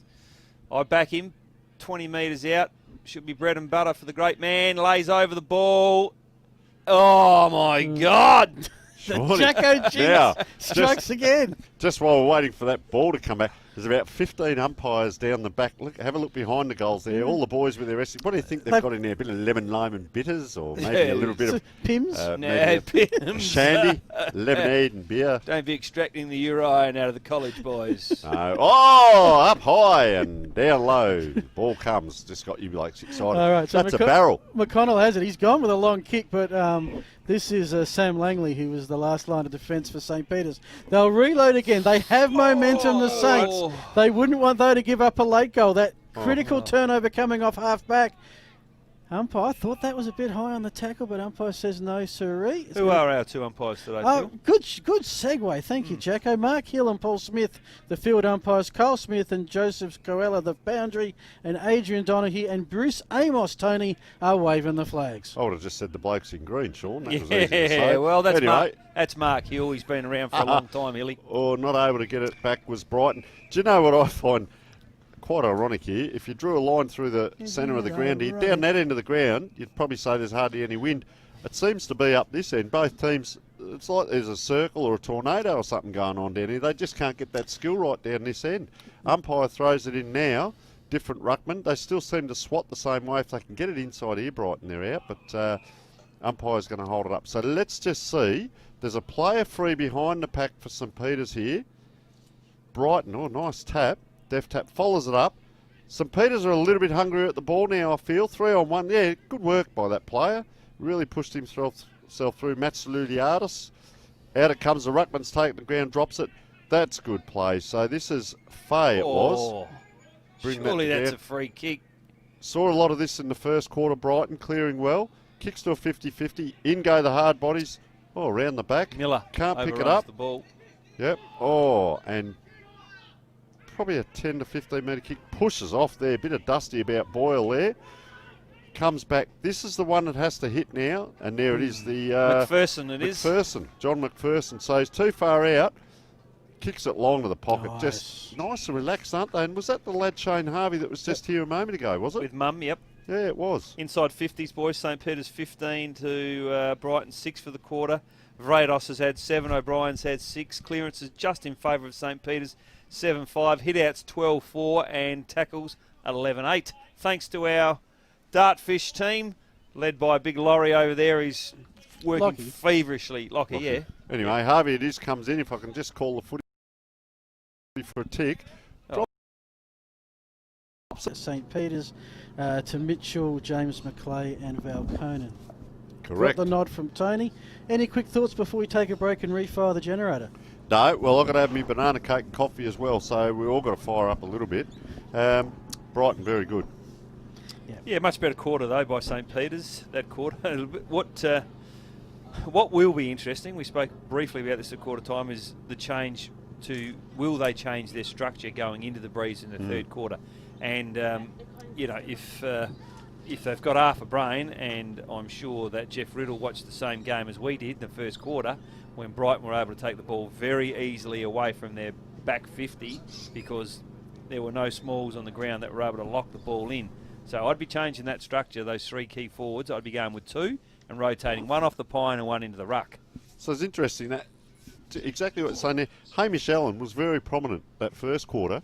Didn't see a lot of him this quarter. He was very good, if you like, when they were getting done a fair bit. Now when they were attacking, wasn't as prominent. Yeah, well, he was out the far wing that quarter, so he did change his position, whereas number 27, Allen, played the same wing. Were you talking about Jack Plenty? Yeah, stay with us. No, Ellen. Phil, let's get the half-time. We might need to take a break, or else we won't pay our sponsors and they won't pay us. Was all right that quarter. So, no, we were great this quarter, but we got to get some breaks to pay some bills. I hope you're enjoying Matchday Live. We'll be back with a big halftime show very shortly. One of our great supporters here in the Adelaide Footy League this year is Business Plaza. They do great work helping clubs raise much needed funds. One of those is the Goody Saints. Let's hear from Craig Scott. The Goody Saints are going to partner with Business Plaza because of their track record, and also they're a major sponsor of the Adelaide Footy League, and they've brought in big companies like Vodafone and Catch Group. We feel we can better engage with our members and our players through the app, and I encourage you to get on board and become a member of Business Plaza. Welcome, guys. I've got Jeff Riddle from Spock before today's game.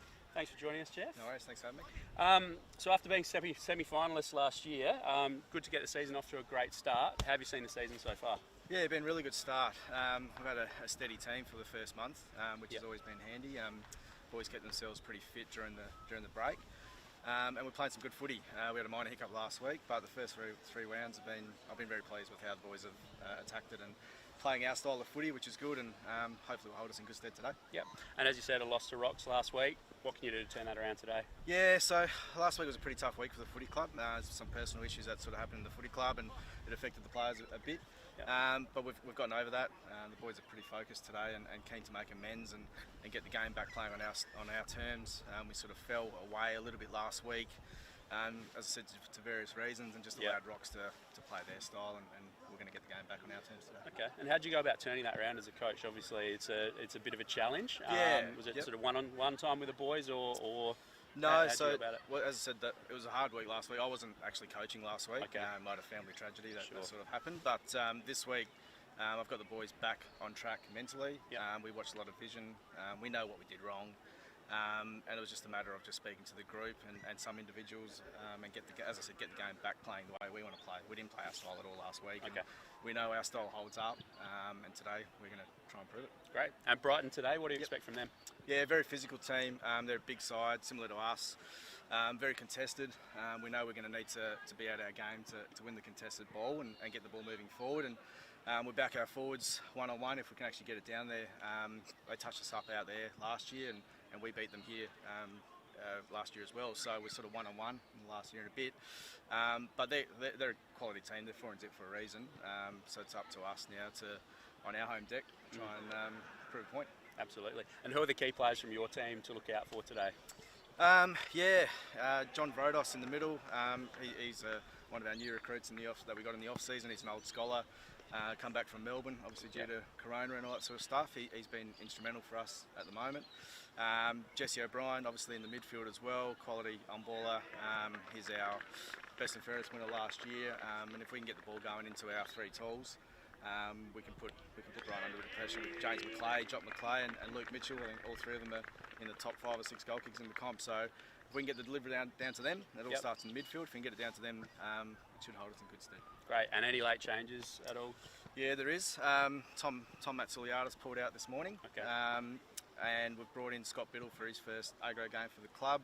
Another off-season recruit from Meningie, more than capable at this level. He played A-grade at Meningie for a long time and played rep footy in the River Murray. So Scott comes in for his first game and looking forward to seeing how he goes. Great. All the best today. Thanks for joining us. No worries. Jeff Riddle. Thank you for having me. Cheers. Thank you. Thanks, mate. Really appreciate it. Hey Jeff, where do you get your shoes? Catch! Catch! Catch! Catch.com.au. Screaming good deals. Catch!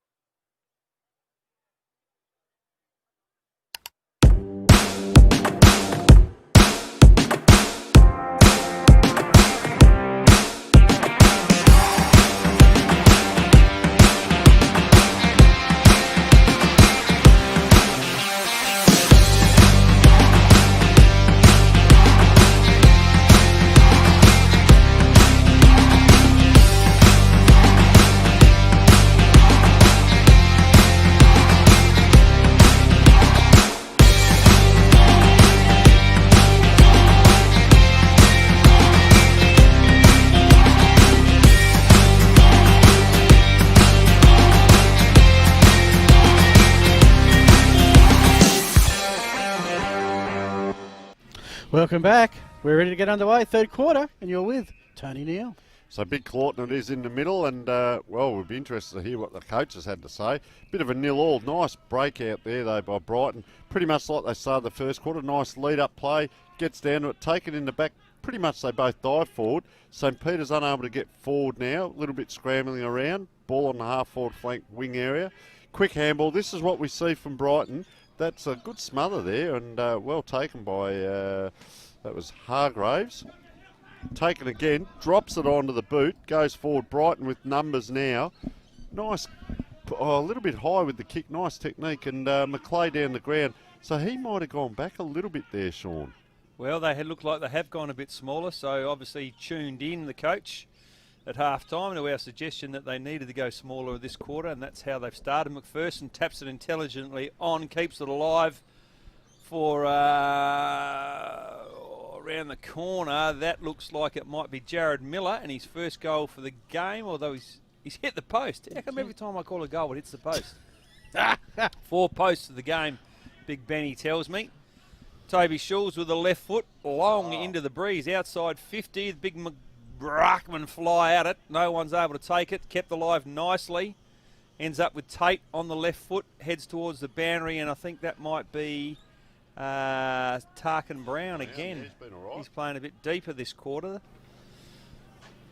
All right, well, I'll call it, and then Phil will take over. Oh, he's passed off. Looks good off the boot, and he has found A teammate. a little fella. Right. A little Brighton little fella. Was this the lad playing his first game? Chrissy Broadbent? Yeah, Chris Broadbent. Let's go with that until told otherwise. Yeah, okay. Chris Broadbent now outside 50, very nervous because it's his first game. He's only just out of school and he's come back to school. It's going to be a tight angle, and he gets the result that a first gamer. That's not him anyway. It's number 1 he's got. Will Rivers, the captain's not playing today. Okay. Jumper swap at half time. What we always love as commentators. Right, You always send Bandry riders down to find out, hey, what's with the jumper change? Mm. You know, this kick is towards, and you can see it, there's a little beautiful camera shot there as you can see the little setup we've got here at Carter Over, where we've got the little grandstand and a bit of a club room, and then we've got the hill behind the goals, which is roped off, so that must be a licensed area of some sort. If it's not, it better be soon. It's not. The police are on the way. Yes, and of course everyone doing the right thing, COVID social distancing today, especially in the past players tent by the looks of it. Back to the footy. Saints have it. Oh, good spin around, got the boot on the ball, but the clearance, nothing to write home. And Jack Plenty has it. He's going to wind up. Send it back from whence it came, inside 50. Big fly by Reed. Can I get a hand to it? Who's at ground level to pick it up? No one really. Oh, no. Good work by McDonald to get it out to Tarquin Brown. They're just working that little bit harder, Brighton, but it ends up, Tony, with Vorodos, and the St. Peter's clear momentarily. Yeah, Jordan Bastian it is on the half-back flank. They're very measured when they come out of defence here, Brighton. Use the ball well, just one step. That's a nice kick. Face the player that you're trying to give it to. McClay's still going. He will be hoarse after this. He's still calling out now. We see number 11 there, Luke Bonfiglio. Yeah, mate, yeah. Anyway, Luke Bonfiglio was walking past, and he got his nose taped up like that, so I don't know how he's going to be breathing very well. Anyway, so we'll come back to the footy. Yeah, righto, mate. You like that one? That's my material. Okay. In it comes, so up it goes. The big ruckman just puts the claw up, down it comes. Round St. Peter's go over onto the wing. They're going into the D grade game. Shawnee, my father always said to me, don't speak with your mouth half full. Fill it right up. What do you got for us? Yep, I've got Alan again, the bloke you said out of ordinary second quarter has got hold of the footy. But we got Ben over there. What have you got for us, Ben? Nothing. I sent him to find out who number 1 was. They said they haven't got one. They don't know what's going on, do they? Shane Harvey has the ball, I should add, folks. Yeah, Might have been please. number 7. Let's get back on. Let's see if someone can score. Harvey's been lively. They didn't want to bomb the ball. Clever play. It's ended up with Osborne. He's had a crack from outside 50. Good contest on the line, but unfortunately not able to hold the ball in. And St. Peter's have looked a bit sharper this quarter than the first, Phil. Their defence is a little bit more solid. Bit better structured. I'm always worried, though. I came to this game expecting these three great forwards, three of the top 6 goal kickers, and I've seen them in action, but it's all been middle and defensive end of the field. That was one of the Jay McClays who sent it forward, but it's another turnover. Well, not the greatest kick by Brighton either. Ends up with Fay. He's going to use the corridor. There's blue front and square. Nice take. Chance to grab it. That was Vrodos. Who? That was John Vrodos. Vrodos. And, gee, the turnover count's got to be pretty high in this game. Nigel Osborne has it. He went to Bastion.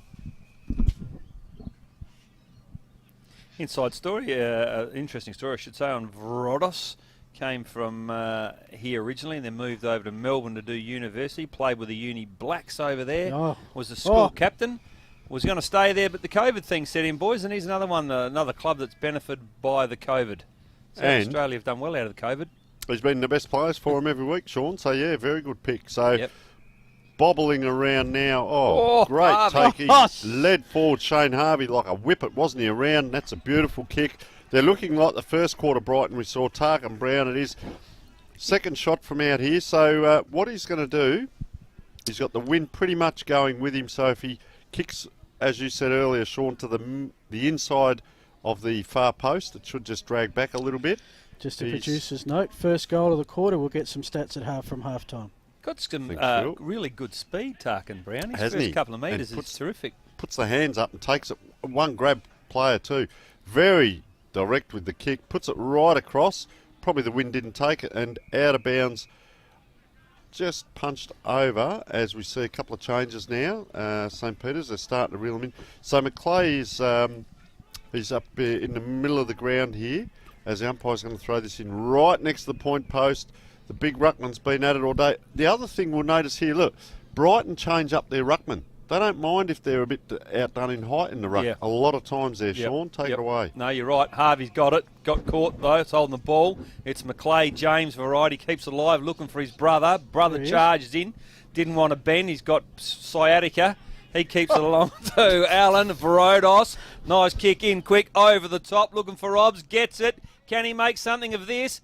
Not sure about that handball. And poor old Alan has been cleaned up. And Mark Hill, my favourite umpire, said, give it to me, boys. Let me take control.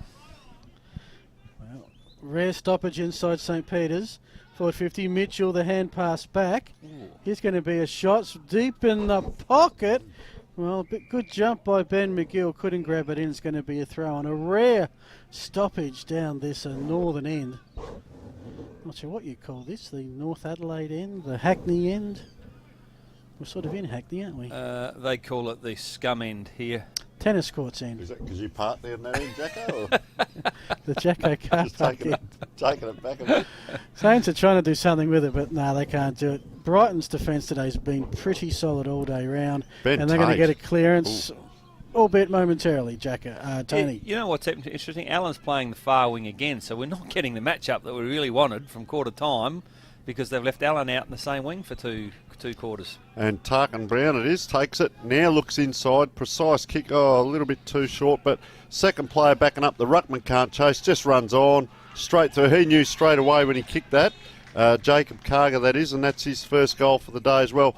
Nice structure, the kick didn't actually tick, and Sean, we've got some stats for you there on the TV right in front of you. Yeah, we have. They're the first half. We're actually into the third quarter, so I'm not sure why they're giving these now. Because there's going to be a quick third quarter goal. Right, inside 50s, the second quarter. Spock were all over Brighton. Turnovers, Brighton 12-8. And the hit-outs in St. Peter's favour 15-6. Just some half-time scores in the ODR Division 1. It was Payneham Norwood Union leading only Mercedes by 38 points. Ooh. Princes kicked 8-0 against Athelston, lead that one by 51. And I hope you guys are sitting down because it is Goodwood Saints 3-13-31, leading Rocks 3-5-23. 8 points, favour of the Saints.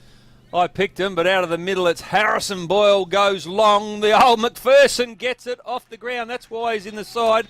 He's a wily old fox, is Johnny McPherson. He's played a lot of footy, as I said before.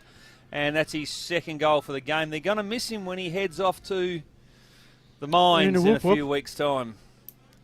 See, they're up a bit now. Nice passage of play there, wasn't it? So structurally, we'll just go back to that. they've gone back to what we spoke about before, and that is that they've got the 3 tools back inside the forward 50, and I don't, for one, like it.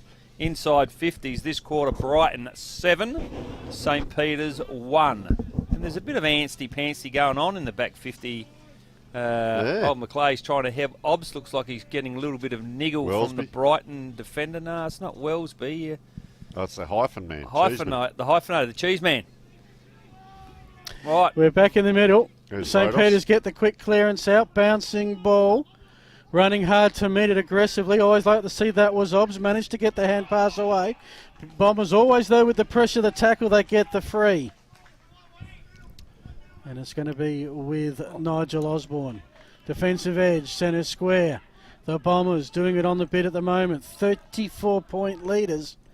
They have the scoring end where I think all bar one goal. Big fly. I think that was Fabius Moore. Miller. Miller to McPherson set play. McPherson's marked it. It was the St. Peter's play flew and missed everything. I think it was Fabius Moore, but it's going to be a set shot and McPherson wants to go out with a bag. Leading goal scorer, maybe. He only played 1 game so far this season, kicked 3. Played 2 in the C's, 2 in the B's, and 2 in the A's now, though, Phil. Well, it's a farewell tour. It's probably is his last game today. Comes in front of the clubhouse with a few of his mates there with some support, I think. The Bees who got up earlier. Yeah, a bit of a cult hero at Brighton. Oh. And he slots it. That's Watch him how it's celebrate. done, boys. Oh, that's a moment. Well done to John McPherson, and Brighton edge further and further away. Could be the biggest lead of the game. It is 40 points in favour of the Bombers. That was a great kick from out there. The funny bit here, if we see the replay, was Miller didn't actually pick that up with his hands. He just hacked that out of the air, and it went a good 40 metres. It was almost like a set play pass. So back in the middle now. I'd like to see Claughton get on top a little bit here. Maybe take a couple of grabs around the ground for them. It'd be handy as well. There's still a bit going on here. McClay, he loves pushing players around. He stepped forward and back. They're still wide of each other. There he goes, straight to a player, and we're going to see another one now. Players just run past them now to go forward, making Brighton accountable for their spare. So now everyone's accountable. Doesn't get off the ground, just palms it to where he wants it. This is the trouble because it's just a panic kick. McClay in front. He might be a touch too far out for them. Just pops it high in there, doesn't hit it correctly. They're in good position. Oh, just a toe poke forward by Jock. He's getting fatigued. He's going to push someone back here. He's come up. He got pushed over then. He didn't like it. Look, he's going to push. Yeah, now they're at it. Now he's copped one. Scotty Nerlick's not taking that stuff standing still either. Beautifully done, Scotty. Yeah. Stood up for your team, mate. You can see he wasn't even watching the footy then. We'll watch the footy. Out it comes by Brighton, 3-1. It's going to be a panic here. Round it goes. McClay, too much space. Gets on it, doesn't get it through. And just look at Jock there. He's still voicing, but he's still a little bit aggressive. Yeah, so what's happened here, he's picked on a kid, Jordan Bastion, his first-year player, and you've got an experienced player in Scotty Nerlick. He said, no, we're not going to take that from you, McClay. He came over and gave him a whack in the back, and I thought that was fantastic leadership there. Brighton, it is out of the back half, kicking along to the wing to the hyphenator, the cheese man. Can he get it? No one gets it. Oh, just took his eyes off the ball at the crucial moment.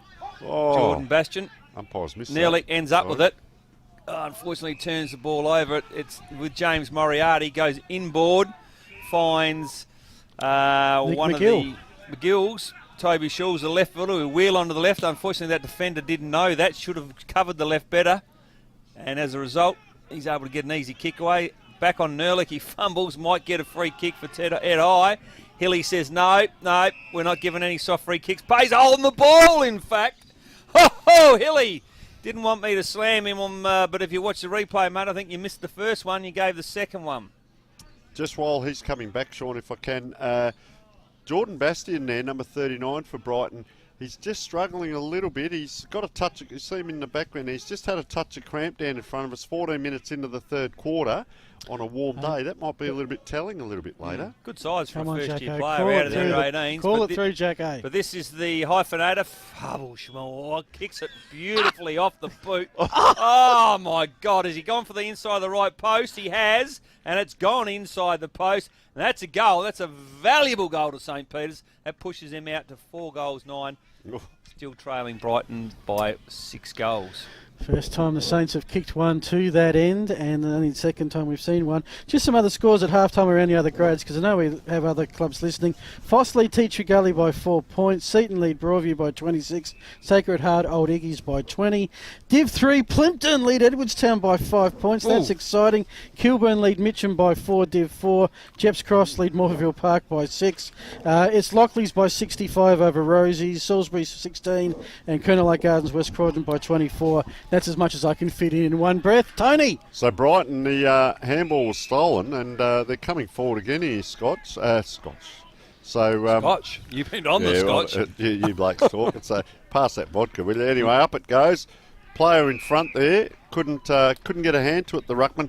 I'll tell you what, just Mitchell. a touch of fatigue coming in with Brighton. They've worked a very hard first half. Maybe it's going to catch up to them a little bit here. So coming in as St. Peter's, I got it right this time. What do they say about the big blokes, Tony? They don't get any shorter as the game wears on, Sean. And that's what we're seeing, aren't we? The big We are. blokes are starting to exert some influence. Co-rectamondo as Luke Mitchell wanders in over the 50-metre line. He goes blue and white. Oh, ta-da. You know Josh Kennedy, mate. That's not a bad kick, though. But I tell you what, he's like that from outside 40. So, have they got 2 in a row? They have. Into the First into time. the breeze. Into the breeze. Is it still strong there, Ben? You mentioned the breeze. It's really interesting breeze today. As we said, it's quite strong to the right of screen, but it does drop off a little bit. Jacko and I were out in the middle at half time. Having a kick, exactly. And it picks up, and it's quite strong, and then it just drops off to almost nothing. So hopefully that's working in Spock's favour at the moment. Some will remember Ben's first game of school footy for Pulteney against St. Peter's on the far oval. Kicked the lazy 6 that day. Whoa. Good memories for Benny. Back in You your own blokes days. love that 6 more far than I ever oval. kicked for Pulteney. So also keep an eye out. Number 25's come on for Brighton. We haven't caught a lot of him, but Chris Broadbent, 18-year-old, first game for him as Brighton forge ahead. Boyle. That's a long kick from outside 50. Just on that, Sean, the 2 Boyles have been quite prominent. Which one? Prominent Boyles. Oh, I didn't even... Wow, good work, mate. Didn't even think of that. Anyway, prominent Boyles. One of them's had a fair few stats, hasn't he, or both? Yes, no, that was Jay, and that's the bloke who just kicked the ball there probably 60 metres. He's renowned for his long kicking. He exploded, Boyle, then, didn't he? He did indeed. Anyway, St. Peter's it is in the back half. McGill looks inboard. Poor kick, unfortunately, has ended up with Brighton, and that turnover is going to prove very, very costly, boys, because Nigel Osborne, Niggy. West Adelaide player, recruited to the team this year, interesting enough, from the coach, who they both joined the fire service together about 6 months ago. And in basic training, Woo, fire alert. He convinced him to come over to Brighton. That's 2 fiery mentions you've got in today. You're over your quota. You want to hope the trees behind us don't blow up when the generator... there's- We've got to fill that up with petrol, just where you're here today, Sean. There's still 4 playing here today in the Brighton side and the coach.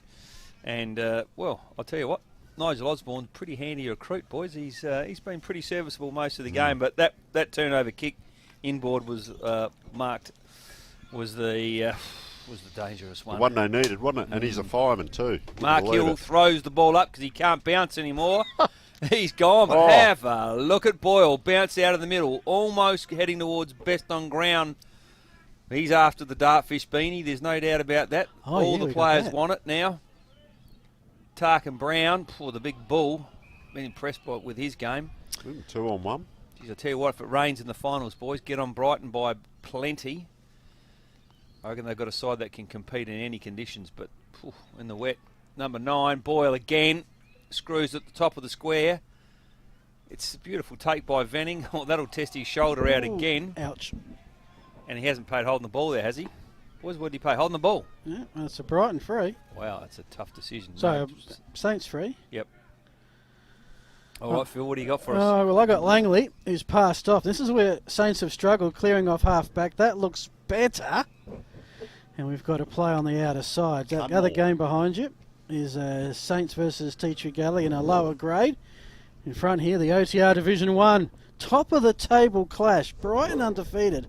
They win this, they go 5 and zip, and I reckon have booked a finals berth. Because it's only a 9-game season. Thought I heard 2 whistles then. It might have been the other game. I thought there was a push in the back. What's happened there, Phil? Umpire says my ball. I think he says my ball. I'll ball it up. So Phil's ball goes up. Yeah, my ball goes up. Brighton get the clearance, working it around the back. High ball. And well done by Tarquin Brown, who didn't give away the free kick. Works it through the middle to Ben Tate. Ben Tate works it inside 50 to the running Miller. hard lead of Miller. That's good, clean play. Was. Haven't seen a lot of that today. It's been more physical in tight. Turnovers are plenty, but that was nice work by the Bombers. And look at him working there. He's very Brown. confident, isn't he, Miller? And look at Brown working still. What about Miller, though? I'm not passing it off, boys. He's 7 times he's gestured that he's going to have a shot. Call it, Phil. From the arc of 50, he runs around and kicks a dead-set shocker, which should have been marked by his teammate, not to be done, and it's Saints to clear. Hargraves down the wing, high and long. McClay around the corner. Oh, inside out, screwy. It's like a rugby kick heading for touch. And look at that supporter over there. McClay's gone down. He's gone back and given one. And I'll tell you, that's James McClay, just for those watching. And now Jock comes in. She's on just a little bit of hustle-bustle. You know what, though? That's not being tough. Tough is when the ball's there, boys. Get a hard ball. Anyway, umpire's going to throw that in. There's a difference between commentating and Barrack and Sean. A little bit fired up there. The thing, Tony, is Saints are going to need all their energy to do something about this 6-goal deficit. Oh, she's on again, just here at centre forward, and that's the young 18-year-old. He's given a bit, just ease up there, Turbo. Anyway, umpire throws it in. Not many players around this ball. Quite clear. Taken without the ball playing for it. The umpire says, play on, son. And away they go again, Brighton. Good second tackle. That's what we want to see a bit more of, Sean. That don't give up. Keep following on and chase and tackle. Righto, Tommy Matsuliadis. It is just outside 50. Goes to the hot spot, looking for Big McClay. Which one? And he clunks it. Jock Variety, who's been clearly their best forward all day, I reckon, right from the word go. Although, yes, I'm pretty Doesn't sure. know what's happening. Look at him. I think it's Jock that's got it. James is fired up out the far side, though, but it's Jock that's got it. Oh, I know what James is dirty about. This closes the gap. This extends the gap. This extends the gap. So Jock it is, 30 metres out, boys, straight in front. I tell you what, if he kicks this, they're back to within 5 goals with a quarter to go with the breeze. It sets up for a good last quarter if he can nail this. Crouches over the ball, the Old Hills footballer. Nice run up, good drop, good extension, good finish, a good goal. St. Peter's out to 6 goals, 9, and that's his first for the day. First for the day. Has played a lot of footy today up the ground, but gee, I love you. I know you say that's not tough, but there's nothing wrong with showing a bit of aggression and a bit of physicality out in the ground. Yes, tough standing on the footy, but nothing wrong with exerting your weight and making a kid in his first year of footy understand it's not all going to be easy peasy Japanesey. Tough or bluff. That's it. You're right, though, Sean. I studied Japanese for 4 years. Was it easy? School. It was not easy in the slightest. Was it peasy? Alrighty, we're back. St. Peter's, Caterer Oval. Thanks to Sports Interactive, filming footy. And our big sponsors, catch.com.au, screaming good deals. Tough in the middle at the moment. Sat on him. Boys want to hold literally sat on him. Then. Yeah. Ball spills free. Bombers with the clearance. They're getting most of the clearances at the moment. There's a mark. Inside 50. Just clunk that. That is Venning, who kicked the opening goal. Spent some time getting his shoulder retaped. And has a chance to make it 2 for the day. Hey, boys, Jay Boyle's having an exceptional quarter. Yeah. Lockie, what's he had for the quarter, Jay Boyle? 6 for the quarter. I reckon you missed 4. He shared him with his brother. This guy here, that first quarter, he seemed to be a little bit in and out, didn't he? He seems to really. Well, he was out. He was getting his shoulder when he was out there, though, he had those couple of shots early on. Forwards are always in and out. Yes. Yeah. Nature of the position, I think. Look at him push up the ground too. Oh, they've got the smallest man in the world on the mark. From 50. That's a bit poor. And that may have made a big difference. That is right over the goal umpire's hat. So, and Brighton steady. Venning has 2.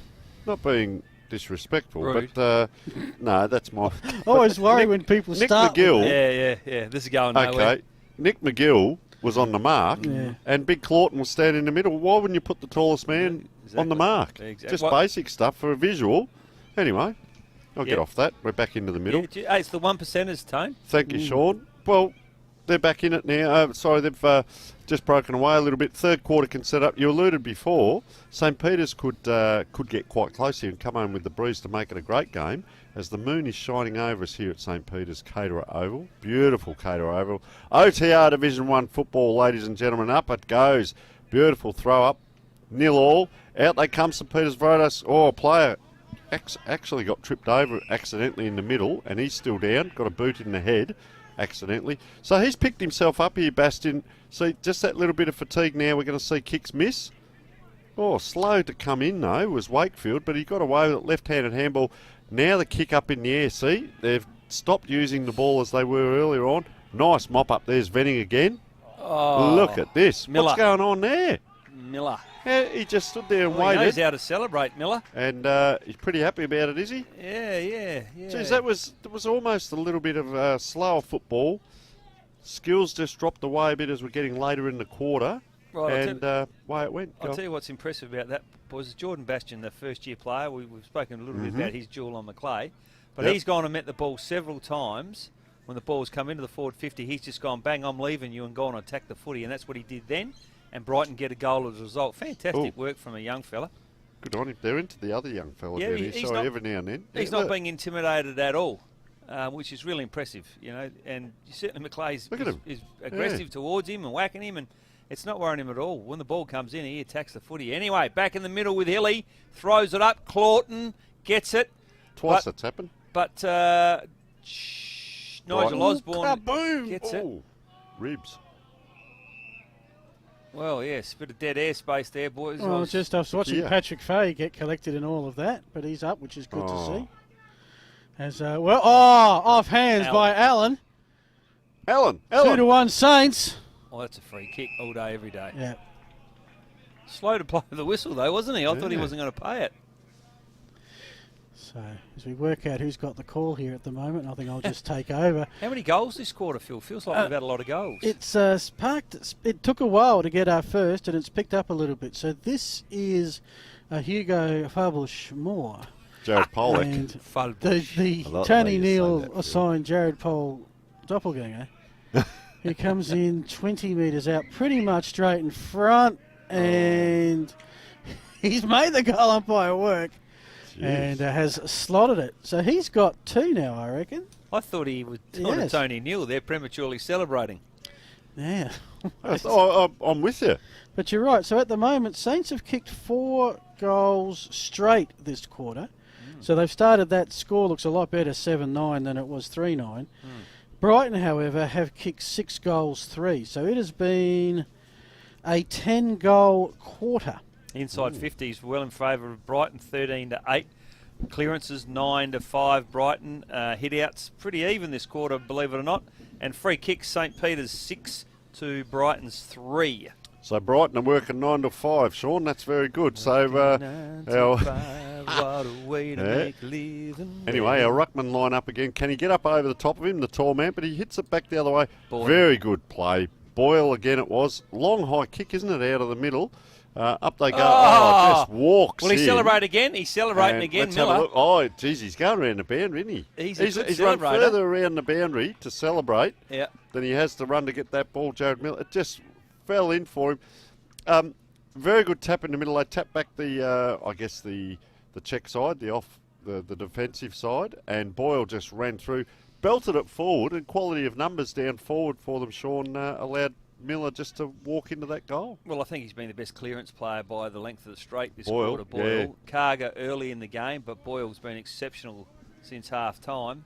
He's been in everything.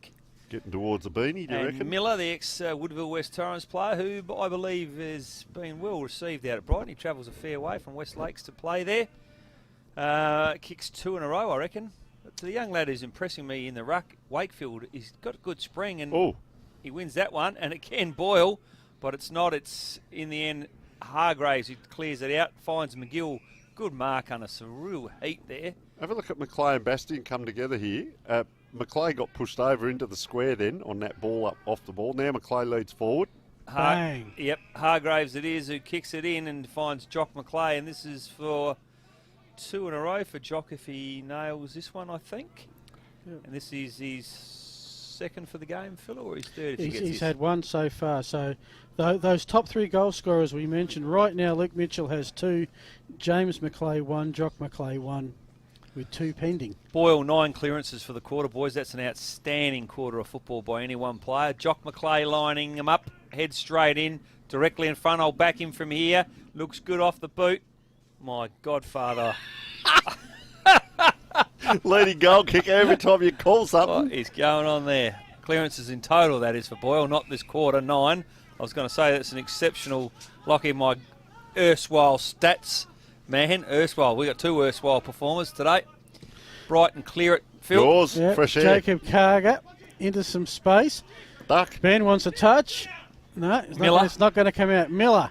Yeah, we can all call it when it's 5 feet in front of us to Harrison Ball. It's in the middle now. Bouncing footy. Saints had numbers. Can they pick it up? Yes, they can, but hard tackle from the Bombers. That was by Nigel Osborne. We're back in the middle. There's carnage everywhere. 2 players wrestling in the background there. Yeah, love it. While all that If you're was going to going wrestle, are you going to wrestle on the hardest part of the oval? Yeah, there's no love lost there between look at those that, players. UFC. Venning and Valconen, is it? No, Toby Schultz, the shooter. Jeez. Take it away, Tony. He's free. He's run off away from that pack now, Venning. He's on his own. It's on the opposite side, though. Oh, it could have had a bounce. Just held it up. Beautiful kick in. Just couldn't take it at the top of the call. Followed up well. So they've kept it in Brighton. They're running so much harder. That last bit of play right in front of us here. Miller got the handball and took off straight away, a bit like Carey in the old days. He just sprinted down into the forward line and pretty much ran back to his player that hadn't followed him. So umpire throws it in front of the child block grandstand there. Up it goes, in it comes. Nice throw in too. Taps to the front, player's a little bit static, a bombed kick, a little bit of a screwy, 3 or 4. That's the mark of the day. That's it, and that is a great mark by Jack Chalmers.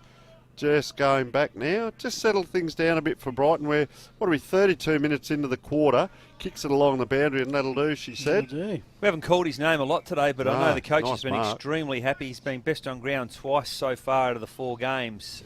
Not much of him. Talk about Brighton being a big-bodied side. He's the only light body they got, Jack Chalmers, but wow, that is our contender for mark of the day, I would have thought, Phil. Well, you'll find out Wednesday night between the posts.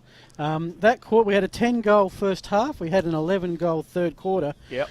Good news for the Saints, they kicked 4 without a miss, but Brighton kicked 7 goals, 3. So they have the biggest lead of the game for mine now, which stands at 41 points. Very quickly before we take a break, the goal scorers: 3 in his farewell performance to John McPherson, 2 to Sam Venning, Jared Miller and Shane Harvey. Singles to Nigel Osborne, Jacob Carger, Jack Plenty, Ben Tate and Tarquin Brown. 4 St Peter's, 2 to Hugo Fabush-Moore, Luke Mitchell. Singles to Jock McClay, James McClay and Sam Valconen. 3-quarter time here at Cater Oval. Beautiful afternoon for footy. Final quarter coming up soon after the break. Hey, Jeff, where do you get your shoes? Catch! Catch!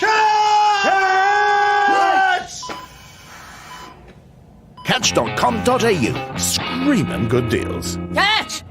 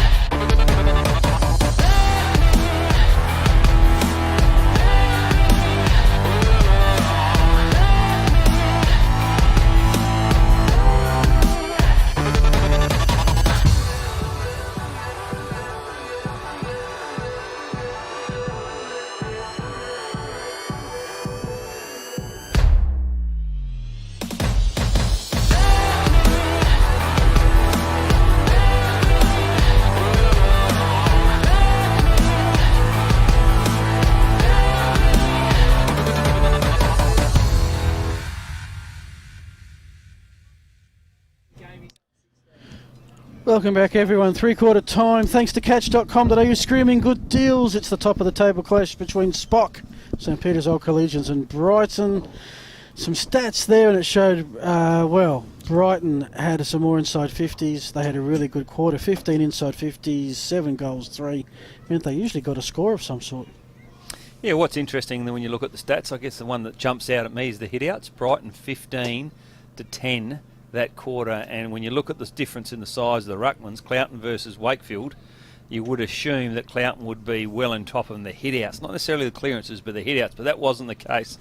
So full credit to Wakefield. I thought he had a terrific quarter. He's got some good spring in his legs. The clearances in the end turned out Brighton 11-7, so they went with the hit-outs. Centre clearances 5-3, and we mentioned Jay Boyle's influence there, boys. Clearly the best clearance player on the ground to date. Free kicks in favour of St Peter's 6-3. Not a lot of that. Pretty happy with the way the umpires are going. Inside 50s, as you said, Phil. Brighton all over them. So that's been the team that, with the breeze, have had the more inside 50s. Not sure whether... look, it was a better effort by St Peter's into the breeze that quarter than the first, clearly. They scored for a start. They scored 4 goals into the breeze, and they didn't score any in the first quarter, didn't score a point. But I think they're too far behind to be able to get in and win this game.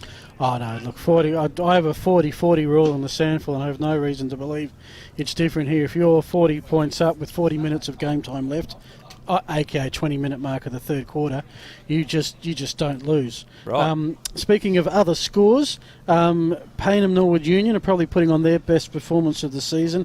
Lead only Mercedes at Kingswood by 57 points. Princes were goalless in the third quarter against Athelston, but still need the Raggies by 30 points. And Goodwood at Goodwood still lead Rocks 7-17 to 6-6, a 17-point margin. Could be a result that just gives the Saints a sniff at fighting for the finals. You wonder whether Rocks are coming home with the breeze. If that's the case, it should be an absolute cracker. How'd it go out there, Ben?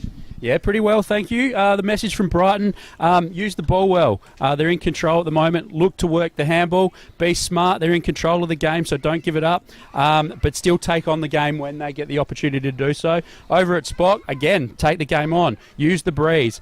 Nothing too fancy. Stick to the game plan and look to spread when they've got control of the footy. One interesting observation just on use of the hands is that Brighton early in the first half were very good at moving the ball away from the clearances by handball.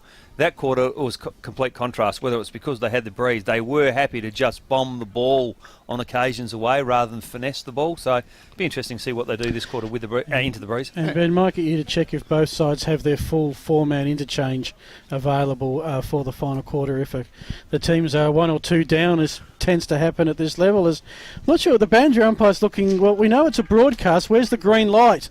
Did we bring a green light so they can start play? So... the other thing there, Brighton kicked 7 goals, 3 for the quarter, 10 scoring shots, whereas St Peter's, we thought they got back in, kicked 4 goals straight. So 4 scoring shots. So and the wind has died off, so there's no wind that's going to do anything for them in this quarter. Players are shielding the sun from their eyes. They're just waiting, I think, for the crowd to get off the ground. And umpire holds the ball aloft, the Sharon, Burley, whatever you like to call it, Ross Faulkner. Up it goes. And as you alluded to, there's the ruckman for Brighton. I think he's going to just get over the top. He's a little bit more athletic than our St Peter's ruckman. So bobbling around on the wing, we've got a great view of it here in front of us. Held by one arm. Couldn't quite get it out. Umpires have let this go as the St Peter's ruckman. Now he wanders in, whereas the Brighton ruckman's already here. So St Peter's ruckman is going to take ground here. He's going to put an arm out, which he does. Over the top goes Brighton, hits towards the boundary. Players going over, a little bit of fumbling. Oh, and up into the, just watch those seats there, champ, as he does. Luckily social distancing. Boundary umpire going to throw it in. No one behind the ruckman here, Sean, so well, let's see where he puts it. Rodos looks like he may cover that, although Harvey's also now head to the back of the stoppage. Goes over the top of Karga's head, ends up with Allen. No right foot, goes with the left. Not many left footers have got a right foot, and he's no exception. Otis Carthy goes into the centre, finds Venning, who's been good, serviceable. He's a nice off the foot, and that's no exception. Finds the wingman, I like his look at him as well. Can run off the halfback. Toby Schultz looks like he might be able to intercept this and does, although that's a risky handball. They're good enough though, Brighton. Obbs clears the ball into the centre, looking for Valkonen. He goes long, direct, looking for McClay. He has had an intriguing battle with the kid from Brighton today, and I've loved watching that battle. Gee, he worked hard, McClay there. Always give him one Exceptionally hard. He is fired up. He wants to play. Gets it on quickly, although that's going to be difficult to mark for his big brother. Falls over, had a fair chunk of it. Runs down and he pins. They work hard for big blokes. He's wrapped the leg. I like that. It's a wrestling move. He got him down and he wrapped the leg around. He's waiting for the umpire to go again. It's all done. For big blokes, they compete really well when the ball hits the ground as well. Ball up. And Phil, what do you like about this? What I like about this, well, it's still physical in the final quarter. I mean, the game you would think is pretty much done. Yep. By something miraculous, but both teams are going in hard. Might have been the Lion Cobra he put on him, but Cobras haven't got a leg, have they? So no, but if that they one wrap away. themselves around you, you know you're in deep trouble. Ben, help us out here, mate. What's happening at ground level? Just checked in with both dugouts, boys. Everyone's fit and healthy. The trainers are working overtime just to make sure the boys are as fresh as possible going into this last quarter. So up it goes. Brighton just clear. Inside out screwy. That's going to hit the ground and bounce. That's the fun of our football, isn't it? So the ruckman can't quite get there. It's a small man's game here. Fumble there. Get it up, get it up. Can't get it up. So a fumble, I'll tell you what, Division 1 football, fumble like that will cost you dearly, and two players there fumbled. So we see a ball up right on the boundary line, and Big Cloughton's looking around for his opponent. There's no one there. Now he's trying to look for him. I like the way that Wakefield stands off him and runs in and jumps up. I like the way he does that. Now they're away, just a fingernail on it. Inside, no left foot, comes back on the right. Has he got anything? Sets Good it up. spot. There's our man. I tell you what, he's going to go out with a bang, Sean. The cult hero, not only has he marked the He's ball, kicked three. he's actually hurt the bloke who was on him. He's fallen over Sam Langley. And he's got up okay. Harrison Boyle, to be honest, shouldn't have had that much time to be able to come around and back inside and do that. So I think a little bit of fatigue is going to take its place here. He's kicked three, lining up for his fourth. Fourth is John McPherson. He'll be kicking from 30 metres out of the shadows of those trees back there. Beautiful day. Runs in, drops it onto the boot, and he has slotted it. Get around him as they surge ahead again. Brighton District Old Scholars. Yeah, what I liked about that, boys, was Jay Boyle come up and assisted in the ruck contest and actually got a hand on it and then followed up, got the handball out of the stoppage, ended up with his brother, as you mentioned, who squared the ball up to Kennedy. And he's been really good for a bloke on his last game. First, I should say, he's been really good on a bloke playing his last game of footy, Tony. And Mitch Wakefield, Sean, just interested in how you've seen him. Is he starting to get on top now of Absolutely, of Cloughton? Yes, he is. Yeah. Cloughton's tired, and he's smart enough to be able to move around at the ball ups too. He doesn't get caught. He doesn't get caught in a wrestle. He knows he's giving away a lot of weight. Let's see how he goes in this one. Cloughton. Both players missed the ball there. Yep. Ends up with Karga. Ball spills free. Ooh. Your boy's on it. Allen, left footer, trapped again. He's going to have to work on that right-hand side of Division 1 level. This is that half-back flanker who's had a couple of BOGs. Miller runs underneath the footy, worries about the umpire. Well done. Had a good intercept marked, and we've liked this bloke in bits he's and been pieces. good. He's spent a bit of time on the bench, and he is limping now, Blake McConnell. He might be going back there. He lays the ball off to Jack Chalmers, but intercepted well by McGill. A little bloke there, switches the ball out the fat side. Nice push there. Also keeps the ball alive for St. Peter's. Although it's turned over now, we've got a ball inside 50. Venning. Oh no, Tarkin Brown, I think it is. No, Venning it is. Should have stayed with my original call. Gee, boys, they'd be really happy he didn't end up at Meningi, wouldn't they? He gives them a real good... Him and Tarkin Brown up forward, I really like the look of that duo. Neither of them are exceptionally tall, but they move around well and they kick well. Blake McDonald did go off, and hi diddle diddle, your surname, Jackson Riddle, has come on. Right. Haven't called him much today, have we? Let's hope he kicks a couple straight up the Riddle. Call it for us, Shawnee. Oh, Jacko's worried. He set it up beautifully. I'm frightened of this one, boys. Sam Venning, don't let me down, son. He's got two. Got three. Shades in his eyes. It's gone normally dark. A beautiful looking kick. Looks good as it hits the boot. Yes! finally I get to call a goal. Sam Venning kicks his third and puts the game well and truly out of St. Peter's grasp. Raise the bat. They've kicked the ton. 16-8-104. St. Peter's 7-9-51. Let's go Bandry side. Ben Tippett. Boys, Blake McDonald just came off before. Looks like they're working on his calf for cramp. So a few tired boys out there. Second one. There is a few boys looking fatigued at the moment, but he should be okay because he's from that famous song, Old MacDonald, oh, had a farm here. Should be okay. He's got cramp, Sean. Sometimes I wonder Where does that come what from? we are broadcasting. But anyway, Karaoke. there's a Beautiful. karaoke spell. What a clearance. That's a Jacob Cargo running away. Needs a finish with a clunk or someone front and square There's or a a big clunk. collision or Harvey to snap around the body. But he misses to the right-hand side. There's no Mrs. sense to Harvey. theatre. Mrs. Harvey's not happy. It's a miss. They just build and build. 16-9. That's 105. Saints 7-9-51. Comprehensive. 54-point lead in favour of the Bombers. One of the he's gone the barrel. screwy, and he's sort of got hold of it. It hasn't really got it properly, but it's good enough. It's gone 70 Nerlick, if you metres. don't mind. And I reckon around it comes. Look at him forge here. Oh, out it comes. They can't get it up, St. Peter's. He's got time to turn around and face the goals there. That was Nigel Osborne. Now it's up. Player in trouble. Drops the ball. I tell you what. Good I kick, love wasn't this. that a good kick? Something here. John McPherson is not going to leave anything in the tank. He's going to drag himself off the ground. Good on you, son. We love you. We salute you, Macca. Good man. Where's he going? The mines. Yeah. Oh, okay. Not going off anyway. No. Okay, so this guy's been good too. Jared Miller. Jared Miller it is. There's an echo here as he runs in. Atoned himself after getting sent off. That's straight through.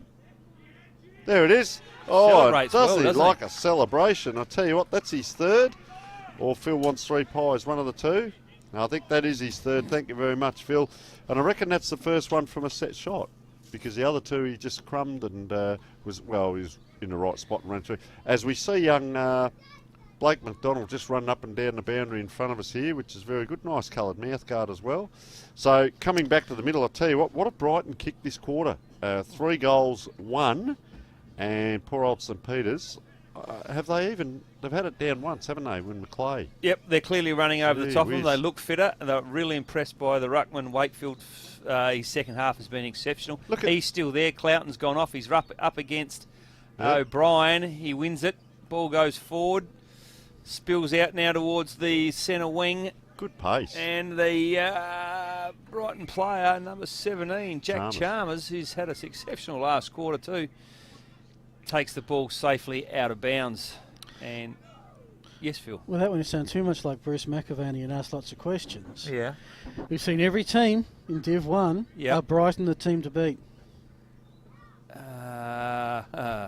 Yeah, they are at the moment because no one has. They're sitting top undefeated, Sean. Do you want to phone a friend or? No, I don't have one of them. Might have hurt himself there. Well, the thing that staggers me, boys, is they've got 7 of their first choice players not playing. So in terms of depth, 7 good quality players not playing. That's a third of the side. Do the maths. And this was a danger game for them. Sorry, Phil. Yeah, well, plenty of us, I think 3 out of 4 of us tipped Saints at home. Look at that. And that kick across the face of goal, always a defender on the line will save those kind of ones. Look at Kick him comes running. out looking for young Jackson Riddle, who gets a touch. Kick, well, let's just say put in the path of his teammate. Still going. Who was good enough. That was Mitch Wakefield. It's not exactly textbook stuff, but the Bombers are moving it forward well here. Jay Boyle might be our Dartfish player of the game. Now it's men in blue in recovery and Saints to reload. Players are looking very tired getting up off the ground now in back play here. Maclay it is, comes out. He's battled hard all day, Jock Maclay. Long way out. He's going to put it into the teeth of goal. The wind might actually drag that back. James it is can't and just bobbled through. That's an own goal or a free kick actually. So he's walking back here, James Maclay, and he's got a free about 0.3 of a metre out in front as the ball comes back. So a bit of a lull in proceedings here. Brighton, just coming back to one of your questions there before, Phil, Brighton are really moving well late in the game. I cannot wait to see, if they haven't already, but Port District and Brighton, as Maclay, lay down was there for him, kicks his second. Brighton and my big mover, 6th to 5th, Port District. So It's going to be a good game. just rewind for a sec. That was James with the second. Number 14 was James, yes. Yeah, just triple checking when it comes to Jay McLeay goals. Couple of blokes going off for a spell now, boys. Venning's going off for the spell. Looks like Scotty Nerlick's going to full forward. He's the man, the everywhere man. He can play in the ruck or key back. Someone get some tissues for Jacko. And they're What's rolling a few They out. have a about it. final score. Let's worry about final scores at the final siren, Phil. Let's concentrate on the game Oh, we've got going this on here. game is hardly This is what we're a paid nail for. biter. Karga This is what we're paid for. It's usually when it's at this margin that you're looking at other things. Karga just came out of the middle. They've put another player in the middle. That was Harvey. It's gone in. So I think they're just starting to play around with positioning because this is going to count later on in the year, Sean. Yep, Wakefield it is. It's got the free kick, and mate, He's been his good. second half's been exceptional. If he'd played like this in the first half, he'd be wearing the beanie home, but he won't be. That's a good kick. Not sure if he meant it. This Off the guy's wing been now. good. Yes. Plenty. Oh, it's unusual for his kick. Good intercept by maybe Toby Schulz. Ends up with he's James crept up. Hargraves. Been pretty He's crept up too, look, on the mark. been pretty happy with James Hargraves' game. Yeah. The commentary seems to be going no Rafferty's rules at the moment. Anyone talking over the top of it like we did game one, but we're better than that, boys. Ends up with Nigel Osborne. He flicks the ball out. Phil? It's with Jack Chalmers. He moves it down the corridor, finds Blake McDonald. A lot of blue around, so should be open up and forward. There's no one at the hot spot. First to meet it there was Jacob Karga. Some blue, though, in response, although the hand pass was tipped. Oh, good work there by Wellesby to break it open. I reckon Brighton are going to get something out of this. But in the end, it is James Duncan, which gives me a chance to tell you that the run is over. For? St. Paul's. No. Beaten by Elizabeth, 81 to 63 in Div 6. This is Riddle towards the goal line. Will it stay in? No, it will not be a boundary throw in. We're 13 minutes gone. I think it's going to be a long 15 minutes or so. It's a 54-point margin in favour of the visitors. One of the Brighton superstars that's not playing today just walked past, Bryce Williams. See a fireman? He'd be very happy with the way things are going. Is he? Probably heading off to work. So Nigel Osborne took the mark, drives it probably out the fat side a little bit. Just dribbles back into the player last in line. Geez, I'll tell you what, he's done a fair effort of that. Look at him get up and run off to set up again. Very good by him, young Blake McDonald. So he's over here, and let's see, will they go the screwy down the middle again? Give us one. No, he doesn't. Schultz with a glove on a dry, hot day. Inside, dangerous kick. Been a right, Hargraves, as Sean called earlier. Kicks out to the wing. Players just tumbling over in the background. He's going to get it back, Hargraves. No, he's not. So down the line it comes. Got a player on. Reaches up, can't take it. Look at the shade there. We've got the sun behind us. We've got the moon out in front of us.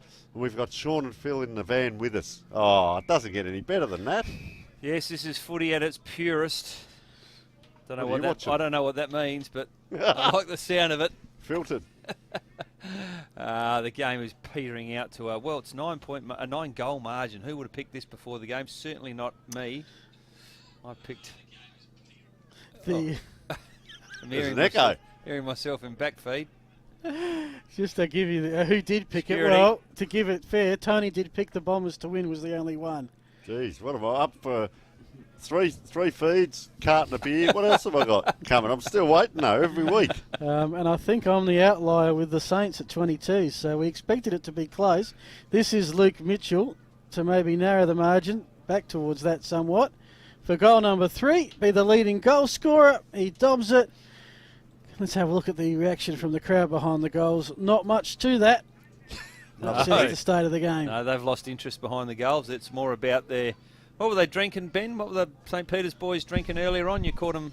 The Guava Cruisers. Guava Cruisers. It's pretty hard stuff, hardcore stuff here at Caterham Reserve today with the Guava Cruisers. Blackberry nip. Stop, press, start, fish stats. Yes, inside 50s. Brighton, this quarter 13-4. Tackles, St. Peter's 13-9. So they've had more tackles, which means Brighton have had more of the ball, I guess. Yes. That's the other way to look at it. So in the middle, let's get excited. Up it goes. This ruckman, I'd like to say, big collision, and he's pushed him back. Oh, they're on in the middle now. Yep. The two ruckmen. The umpire's picked it too. He's got a free He's got to kick. get a free. Yeah. Well, Cloughton didn't like that. Well, that's what happens in the ruck. You have a clash, but he went back and had a go. So that's what happens, son. You've just cost your team a free kick. Put that one in the memory bank for next time. Yeah, I look, think he's going to go in, and they're going to front up to each other. Pick on your own size, mate. Well, there's no one out there that size, so he's doing the best he can. Anyway, come to the away they go. He's heading to the commentary box for a Yeah, fight. just hold off, boys. I'll be over the fence in 2 seconds. Okay. You won't find one much from me, that's for sure. Right. Anyway, in it comes Maclay, and he's just taken that over in front of the cricket nets just about. So they're going a long way from home out there. Where to for St Peter's from here, boys? Well, glad you asked that, Tony. If you had a 2-game losing streak and a bit of a disappointment, next up, Max Amber Sportsfield, Athelston. Right. So what are you saying, Phil? Go on, Shorty. Could be just the recovery that St Peter's need. Righto. Well, they're due to win one. Just Athelston. take the clash jumper. Mitchell it is up against our boy Wakefield, who's been impressive. St Peter's. Mitchell ends up with it. It was a good effort after that clearance. Oh, he's gone the dummy. Not sure about the kick. It's going to be intercepted. Great mark, great spring. But a fantastic, clearly Hargraves. I think Hargraves, St Peter's best today alongside of, and we'll talk about that later, obviously, alongside Jock Maclay. I think they've been the best two for St Peter's. Mitchell's been in it too, yeah. Just a consolidation goal there.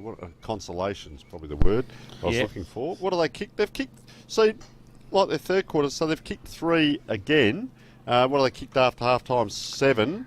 However, Brighton have kicked 10. So they're around the mark. Brighton have won the final quarter by 1 point. It's the first quarter, isn't it? When you come back and reflect on the game, it's the first quarter. But they're always the most important quarter, the first quarter, because that's when the heat's on. I think kicked 7 to 3 and 4 in the third. So yeah, you're not sure the heat is on now as much as it was. But look at Carger out here, boys, on the half-forward flank. No one picking him up. There's his man there in the middle. Yeah, Toby Schulz just says, don't worry about it. I'm just going to try and get a kick. St Peter's out of the middle. It's intercepted. Here now is where Carger is free. If they can get it to him, they do. Young lady. Does Toby Schulz make an effort to get over there? No. Carger ends up with the footy. Toby says, doesn't matter. I'll intercept it on the next kick, and he's probably good enough to be able to do that. We'll see if he can. The ball is in the hands, heading towards of Boyle J variety. But a good spoil by Nick McGill, and he's been pretty solid for most of the day as well as taking the ball out of bounds, Phil. They've got a lot of, sorry Phil, to cut in, they've got a lot of big solid bodies, haven't they, Brighton, when you look at them? Well, yeah, when you consider it, once again, I'm harping on it, 7 very experienced players out of the side. Yes, way you go, Phil. Salisbury beat Eastern Park by 10 points in Div 5. He's getting sidetracked, isn't he? Oh, just giving the news is that we know who's going to win this one. Right. I'm always big on scores around the ground. Growing up following Woodville, they were never the broadcast game. You waited with bated breath for the score to tell you how much the Woodpeckers were going down by. Harvey's sister now making his way over to give him a drink. It was his mum early, now it's his sister and his girlfriend. He's got a lineup of girls looking to hydrate him. The game's on. He's about 100 metres from the coach's box down here. Shane Harvey walking in front of us. He's talking to mum and sister. Back to the ball game. We'll get you guys to keep an eye on that. We're in the middle. Oh, sure, it's with Osborne. Harvey's having a pie. Well, he's having a pie with mum and dad on the sidelines. That colder water down there, is it? Focus on the game, Harvey. He obviously reads the instructions, individual water bottles. Right in front of us here, bouncing football. Rodos, there he goes. Look at him. The ball. Yeah, there he goes. Off, kicks it downfield. Tony, take over, please. Yeah, so of course he kicks it downfield, but straight to Brighton, and this is Jack Chalmers. Kicks it right down in front of our commentary position, 3-on-1. Ooh. Up goes the big Dukes. He's hurt himself again, that lad. So nice run off there by Ryan Obst. Been pretty serviceable too, Obst. Yeah, some of the players we haven't called a lot of. Look at Brighton here. This guy I've liked as well, Blake McDonald at times. So he's just a little bit static now, looking. We haven't seen a lot of the switch, have we, today? Haven't seen a real lot of it, but they've been able to get down the wing and back. The young 18-year-old kicks in, puts his mate in a lot of trouble there. Ben Tate. And he's had a great game too, Ben Tate. And I'll tell you what, I used to play fullback. You don't get stats for kicking in, but he played on. So when you play on, and he's probably had about 30 kicks today. Anyway, over the top it comes. That wasn't one of the better ones. Little sideways kick there as Cudmore it was. Coming forward now, and that's a long kick, and well done back there by Brighton just to hold up the score. Yep, 2-0 for the quarter boys. St. Peter's 13 to Brighton 4. So it's far too many clangers for St. Peter's today. Started in the first quarter. They won't be singing their club song, Sean, which of course is Hey, hey, hey, hey, hey, St. Peters. Ben Tate's got the ball. I was wondering how you were going to work that into the call. Yes. Cudmore. There's a few tired boys around. He can't get up off the ground at the moment. Big Cloughton. My tongue won't work. Cloughton. Anyway, nice intercept mark by McGill, the smaller variety.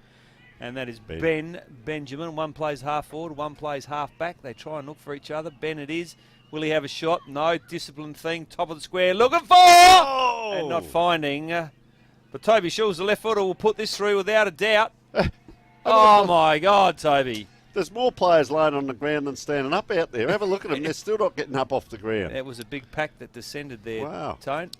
Been a long day. Long day. Coming in hard was Nick McGill to create the contest. Thankfully, everyone is still on their feet. It's Bills to Hamish Allen. Allen with the kick around the body. Touched on the line. Been a couple of them this quarter, hasn't there? Jack Plenty. Did he have ESP or what there? He was in the Royal Adelaide, and you know, with the ramping, it wouldn't have been good. I know that you're hanging on the edge of your seats, but with that behind, St. Peter's are winning the quarter. I was going to say, I hope he's got medical coverage. Yes. That's what I hope he's got. Here he goes, Tate. Now, you get a stat for that, Sean. See? That's what I was talking about. Everyone knows that. Don't say it like it's some sort of secret. Well, come on. There might be people out there that want to hear some good quality commentating, so that's why I give it. Anyway, up it comes. Wellesby just hanging off the back of the pack there on Vrodos. Vrodos sniffing around there as well. It's right out there far on the D-grade turf just about. Now it's going to... Now, this man here about to pick the ball up, so we've been waiting all day. This is your moment, sir. Up you go. Now, make it a good one back to the umpy. Oh, nice drop punt. Look at that. Nice Lace out too, wasn't it? So, because a right-footed football. Hands back in the pocket now. Sun in his eyes. Moon blazing down on him as the umpire throws this in.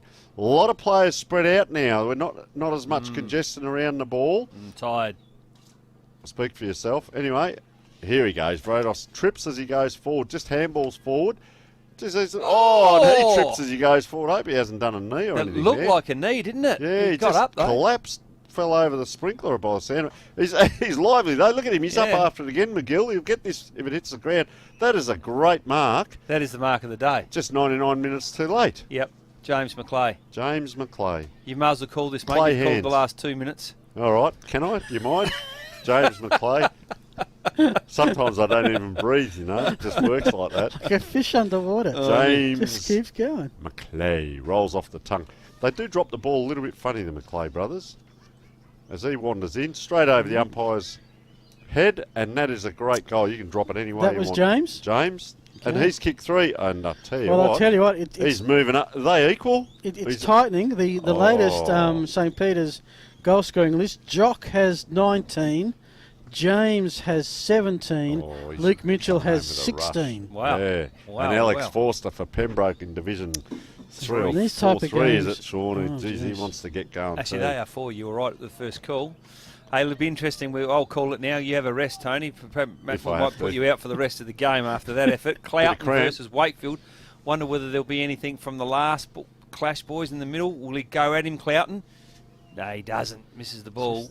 Didn't want to go at all, did he? Wakefield, probably no point now at the end of the game. It's something he wants to think about for the next time they play, though. Use that weight advantage.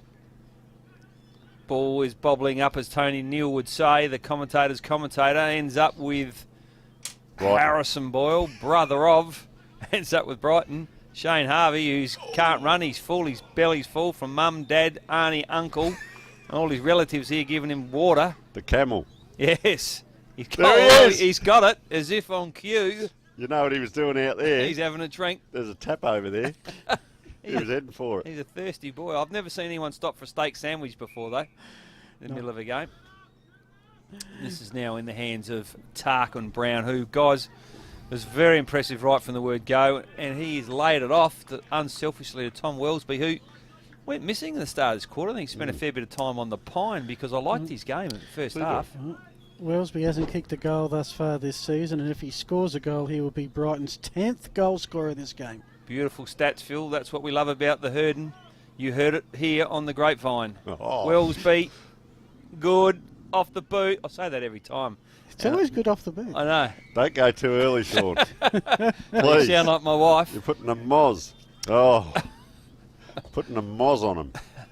What do you got for us, Ben? Are you still with us? I'm Ben, still are you here. still there? Ground control of Major I'm just Tom. eager to find out who your best player is today, boys. What's the barrel there? Screwy. We don't announce it. We don't advise it to the siren. He's good, But he'll that be ruckman. wearing black. I'm pretty good. Bouncing ball. Eludes a couple. Boys in blue on the defence and finds a teammate. This is Luke Mitchell. He finds a further teammate. They're on the run here. Quick, slick hand pass to Hargraves. To the top of the square, and that's a nice grab. And that's probably Saints' best passage of play the entire afternoon. Loved how Jordan Bastion, the young kid, still pushed him to the ground. Like he's copped a fair few whacks himself. A young kid playing up against a bloke with very seasoned football. Just went, well, you marked it, I may as well make you earn it. Yeah. Beautiful. Seasoned veteran. So this is Jock. You've seen Luke Mitchell kick 3, James kick 3. He wants to maintain that buffer for the 20th goal this year, and possibly, we don't know who's kicked what in the other games, to keep his lead at the top of the goal kicking list in the OTR Division 1. 15 out, straight in front, into the cheer squad behind the goal. And, the reaction. The emotion is The reaction. The bubbling COVID over. Yes. Well, he's kicked 2. 3. 2 only. 2 for Jock, 3 for James. There you have it. And the Saints are going to win this quarter, win it pretty well, but I think Brighton put the cue in the rack about 6 minutes ago. Yep, 28-minute mark, guys. It's been a great effort by Brighton today. In the end, the margin flatters St. Peter's a little bit. It's only out 4 goals now. I think it's probably a 6-goal margin in the game. But I think you're right, Phil. Brighton have shut up shop. They're worried about next week. So Cloughton doesn't get off the ground. Away they go. Boyle again. There's 2 of them out there, and they're both playing exceptional football. Little chip around on the left. That's been the story of their day. They can't quite get the ball to a player, and a big turnover, and that's a long kick as the umpire. Oh, would have been nice. Not quite a grab to McPherson. Didn't think I was ever going to get the call again, and luckily the quarter went for another 30 seconds or so just to get a touch in there. And that is a big win. Would have been a nice way to finish, though, for McPherson. Going back, kick his 4th and his last game for the season. And they're going to miss him, boys. He's uncanny. He looks like a C grader. Let's be honest.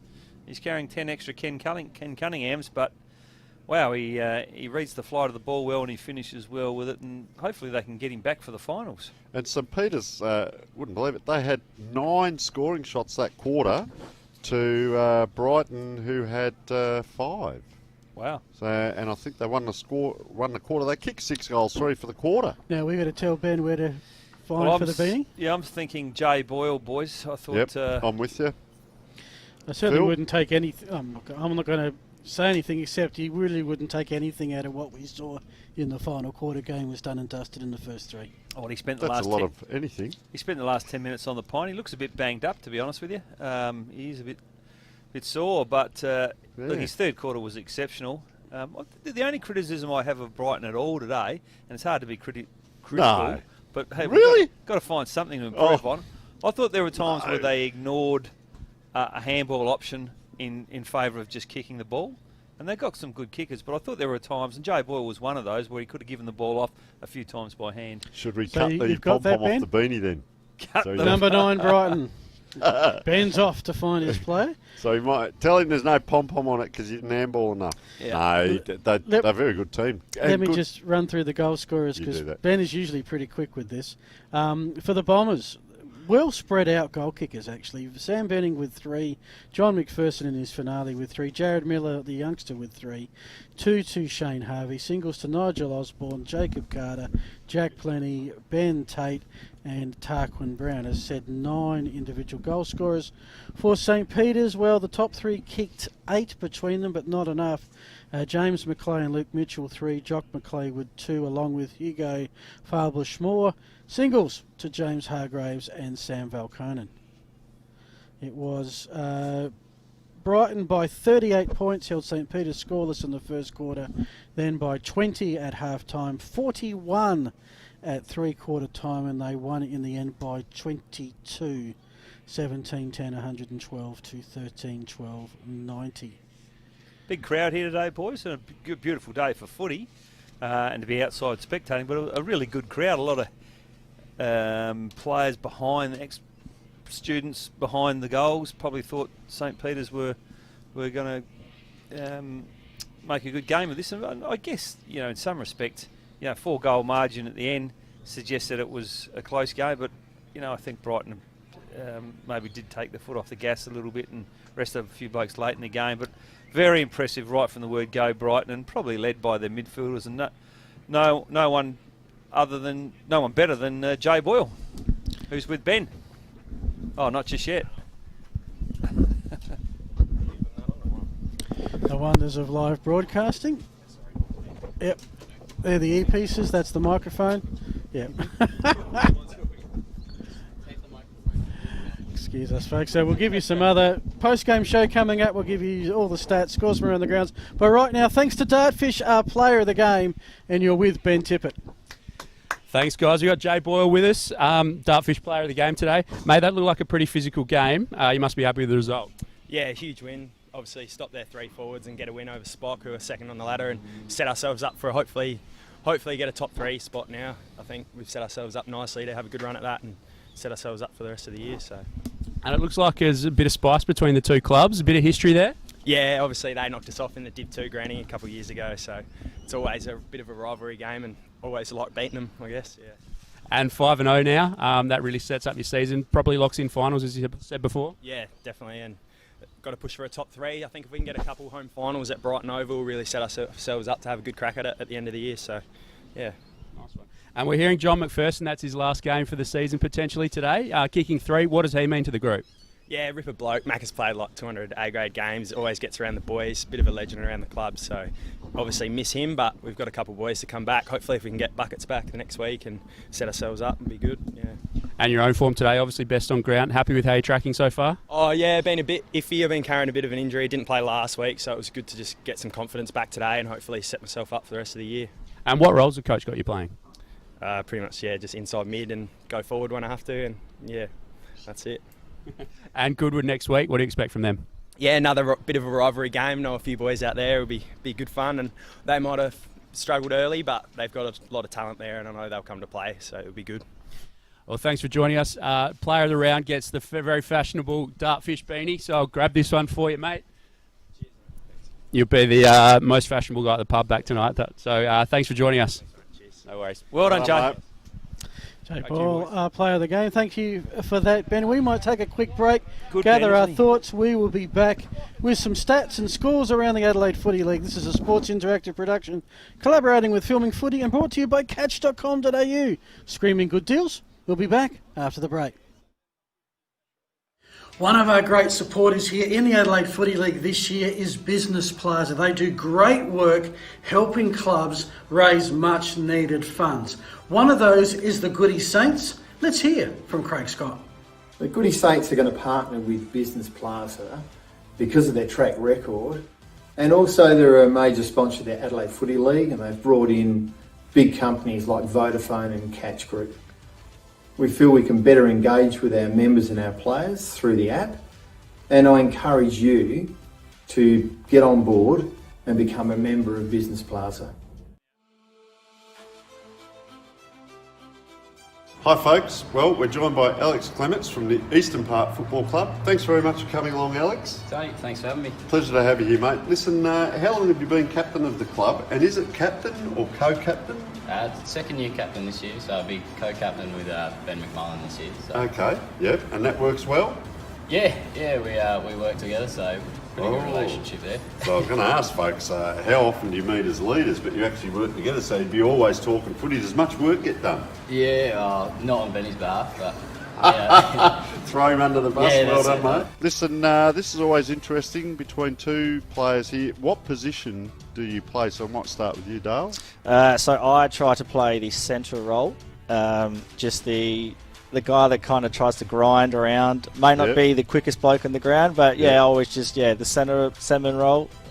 Brad, you're the full forward. Yeah, the full forward. Yeah. Oh, okay. How's that go? Does he drift down the ground, the sediment, like bit like these, or just drift obviously. forward? Obviously, he likes to get down I don't there. run back as much. I was going to say you've got to go the other way. He's looking after the forward line. Clear out the 50 boys. It's all mine. That never happens. Jeez. We've actually been swapping for the last few years. So if I need a break, I swap with Brad, and Brad goes in there. So. Do you feed each other? The old waxing? Do you wax a bit? Oh, we try to wax as much as Don't possible. say that on air. Don't tell the boys. No, as much as possible. You've got to lead by example. Very good. Does one do a pre-game? Do you also, in the rooms, do you do one on the field, or do you have two bites at the cherry, and who does what? You toss a coin. Who's feeling good, Yeah, I reckon. I'm probably not the best talker, so I think he's going to be doing a lot of the talking to get the boys up. Yep. Yeah. I'll try and do what I can on the field, I suppose. And that's a good blend, because you can't have just layering of the same type of person. So I think you guys are in good hands, to be honest. So this will be an individual question to each of you. I guess, what style of captain are you on game day? So there's autocratic, which leads by example and just, get on my back and here we go. And then there's the democratic that says, well, okay, we're going to assist other players and set them up and so on. So we might start with you, John, first on that one. Probably more assist with other players on field. Yep. So, probably leading with my voice, a lot of direction on the field and that sort of thing. So. Yeah, good.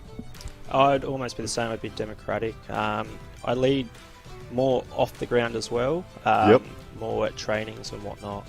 Okay, assist the coach out. He's been there, we were discussing there, 4 or 5 years now, as Ricky. So, hopefully you guys will get going sort of out of Division 5, we hope. So, wish you success there. Listen, do you have any game day superstitions? Nothing major. I do like to get my ankles taped early so I can get out and warm up at 3/4 time, but other than that, no major superstitions. Now, there's leadership there, because some players will say, I'll just wait a little bit longer and I'm one of the captains, I'll get my ankles taped when I say, I've missed the warm-up, but you've gone the other way, so get out there. Fantastic, mate. So, Nick, your Saturday morning pre-game breakfast, take us through that. I'll probably try and sleep in as much as I can, and then, go for a quick coffee and a walk or something like that, and then probably try and head to the B grade beforehand and watch the full game there and sort of spend as much time at the club. So just a coffee? Do you have a little bit of food or anything? Or? Maybe a little bit of toast in the morning. Wow. But get a bit nervous, do we? I wouldn't say nervous, but more just, running. It's not, No, fair enough. You don't want to carry that load around. Exactly so, no, very efficient. I like to hear that. So, he's strapping young lad there too. This would probably be pretty fresh in the mind, because you've just come off a premiership last year, and I can imagine what the footy trip would have been like if you had one. Who would you most like to room with on the footy trip, and why? It'd definitely be Craig Hirsch. Bit of a halfback, bit of a troublemaker.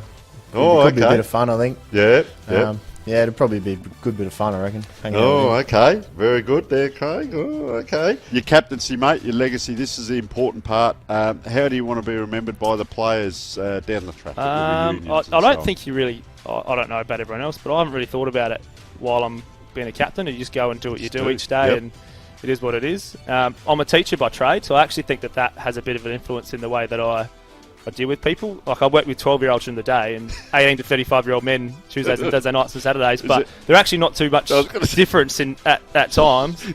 So I just hope that the same thing what I hope with my kids at work, in that you don't want to baby them, that they're, even at 12 you don't want to baby them, at 20 or 30 you don't want to baby them, but you just want them to know that you're there when they need you, whether that's, like I heard Matty Schmidt say, whether it's a football thing or a non-football thing.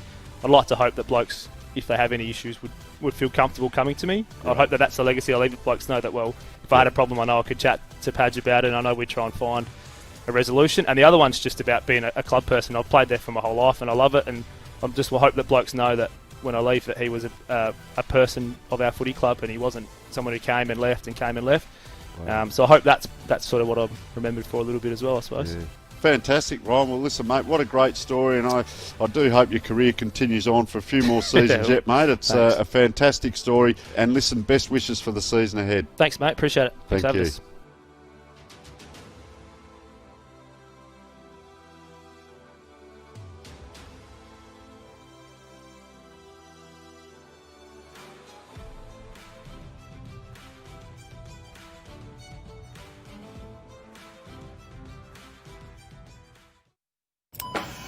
Hey, Jeff, where do you get your shoes? Catch! Catch! Catch! Catch.com.au. Screaming good deals. Catch!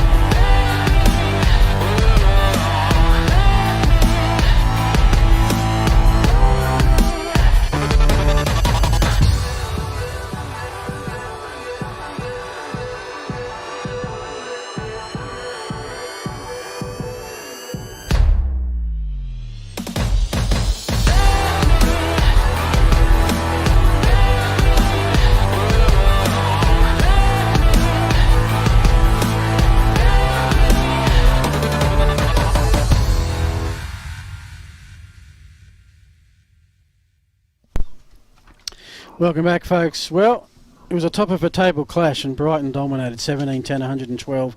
St. Peter's, well, they kicked 6 goals in the final quarter, 13-12, 90. 22 points the final margin, but it was probably much more comfortable than that. Here are some stats through the course of the game, and Jacko, what do you make of them?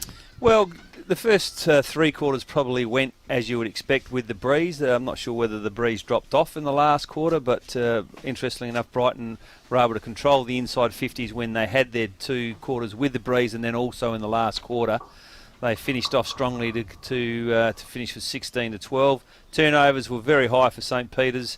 In the last quarter, 15, they looked a bit tired, whereas Brighton looked like they were still running on top of the ground. And the hit-outs pretty even in the last quarter.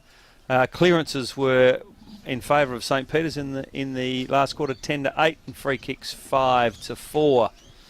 Final scores for St. Peter's, for Brighton for the day of 17 goals 10. As I was once taught, you can score 16-9, you won't lose too many quarters of footy, and they scored 17-10 and didn't lose. The goal scorers, John McPherson in his last game was a fantastic effort with 4 goals. Yeah, good. They're going to miss him. Sam Venning kicked 3, Jared Miller kicked 3. The better players for me, for Brighton boys. We gave Jay Boyle the best on ground. I thought his third quarter in particular was exceptional. I'd like to see him handball the ball a little bit more, but that's my only criticism there. But he's got a thumping kick, and I guess you want to try and use that. The guy I was really impressed with, it got better as the game went on, was Michael Wakefield in the ruck. Now, he's Agree with that. Yeah, ex-volleyball player. So only played football for 3 years. So he's a kid who's going to get better and better. Spike. Yeah. Got a nickname? I'm not sure what his nickname is. Might be Truck, Wakefield Trucks. Ben Tate off the halfback flank was pretty handy, pretty solid already. I guess, when you think about the game and you go, well, where was the game won and lost? The game was won and lost in the first quarter, and they came out of the box exceptionally well. And I thought, well, who was good in the first quarter? Well, Sam Venning was really good up forward, as was Tarkin Brown. I thought they gave him a real good, strong focus. And Carger in the middle was also good. When the heat was on too early, Tarkin Brown, his lead up, 40 metre leads, and he takes the ball in the hands, one grab. What a target to get to, and he's always moving for you. Sensational. Yeah, they're in good hands with those 2 boys up front, aren't they? Any final thoughts on this game before we do some scores around the grounds? Well, do you want something on St. Peter's? Please. Why not? Well, I haven't got anything. No. No. James Hargraves, I thought, was okay at times. Toby Schultz at times. A couple of players getting a little bit long in the tooth, with all due respect. The 2 McClay brothers, Jock McClay with 2 and James McClay with 3. And Jock McClay battled hard all day. He was either physically at players or verbally at players. Yeah, loved his game. He got his own back, though. There was one he didn't mention, Jordan Bastion at times. He was not too bad down there, learning his trade on a big-bodied player. But, he works up the ground, Jock McClay. We saw him chase and tackle down here, which I thought was very good. Hugo Farbush-Moore, he was okay at times. Hamish Allen probably had really 2 good quarters. We saw him on the wing. Would have liked to have seen him have a match-up with, I think it was Jack Plenty at one point, had a beautiful quarter. Johnny Vrodos probably had, once again, 2 really good quarters and 1 okay quarter. And got better as the game went on. Yeah, very quiet in the first quarter, agree. Jonathan Reid, number 39, liked him a lot early in the back. The ball was coming in so much from the Boyle brothers and so on. He was up against it, but got a bit of it.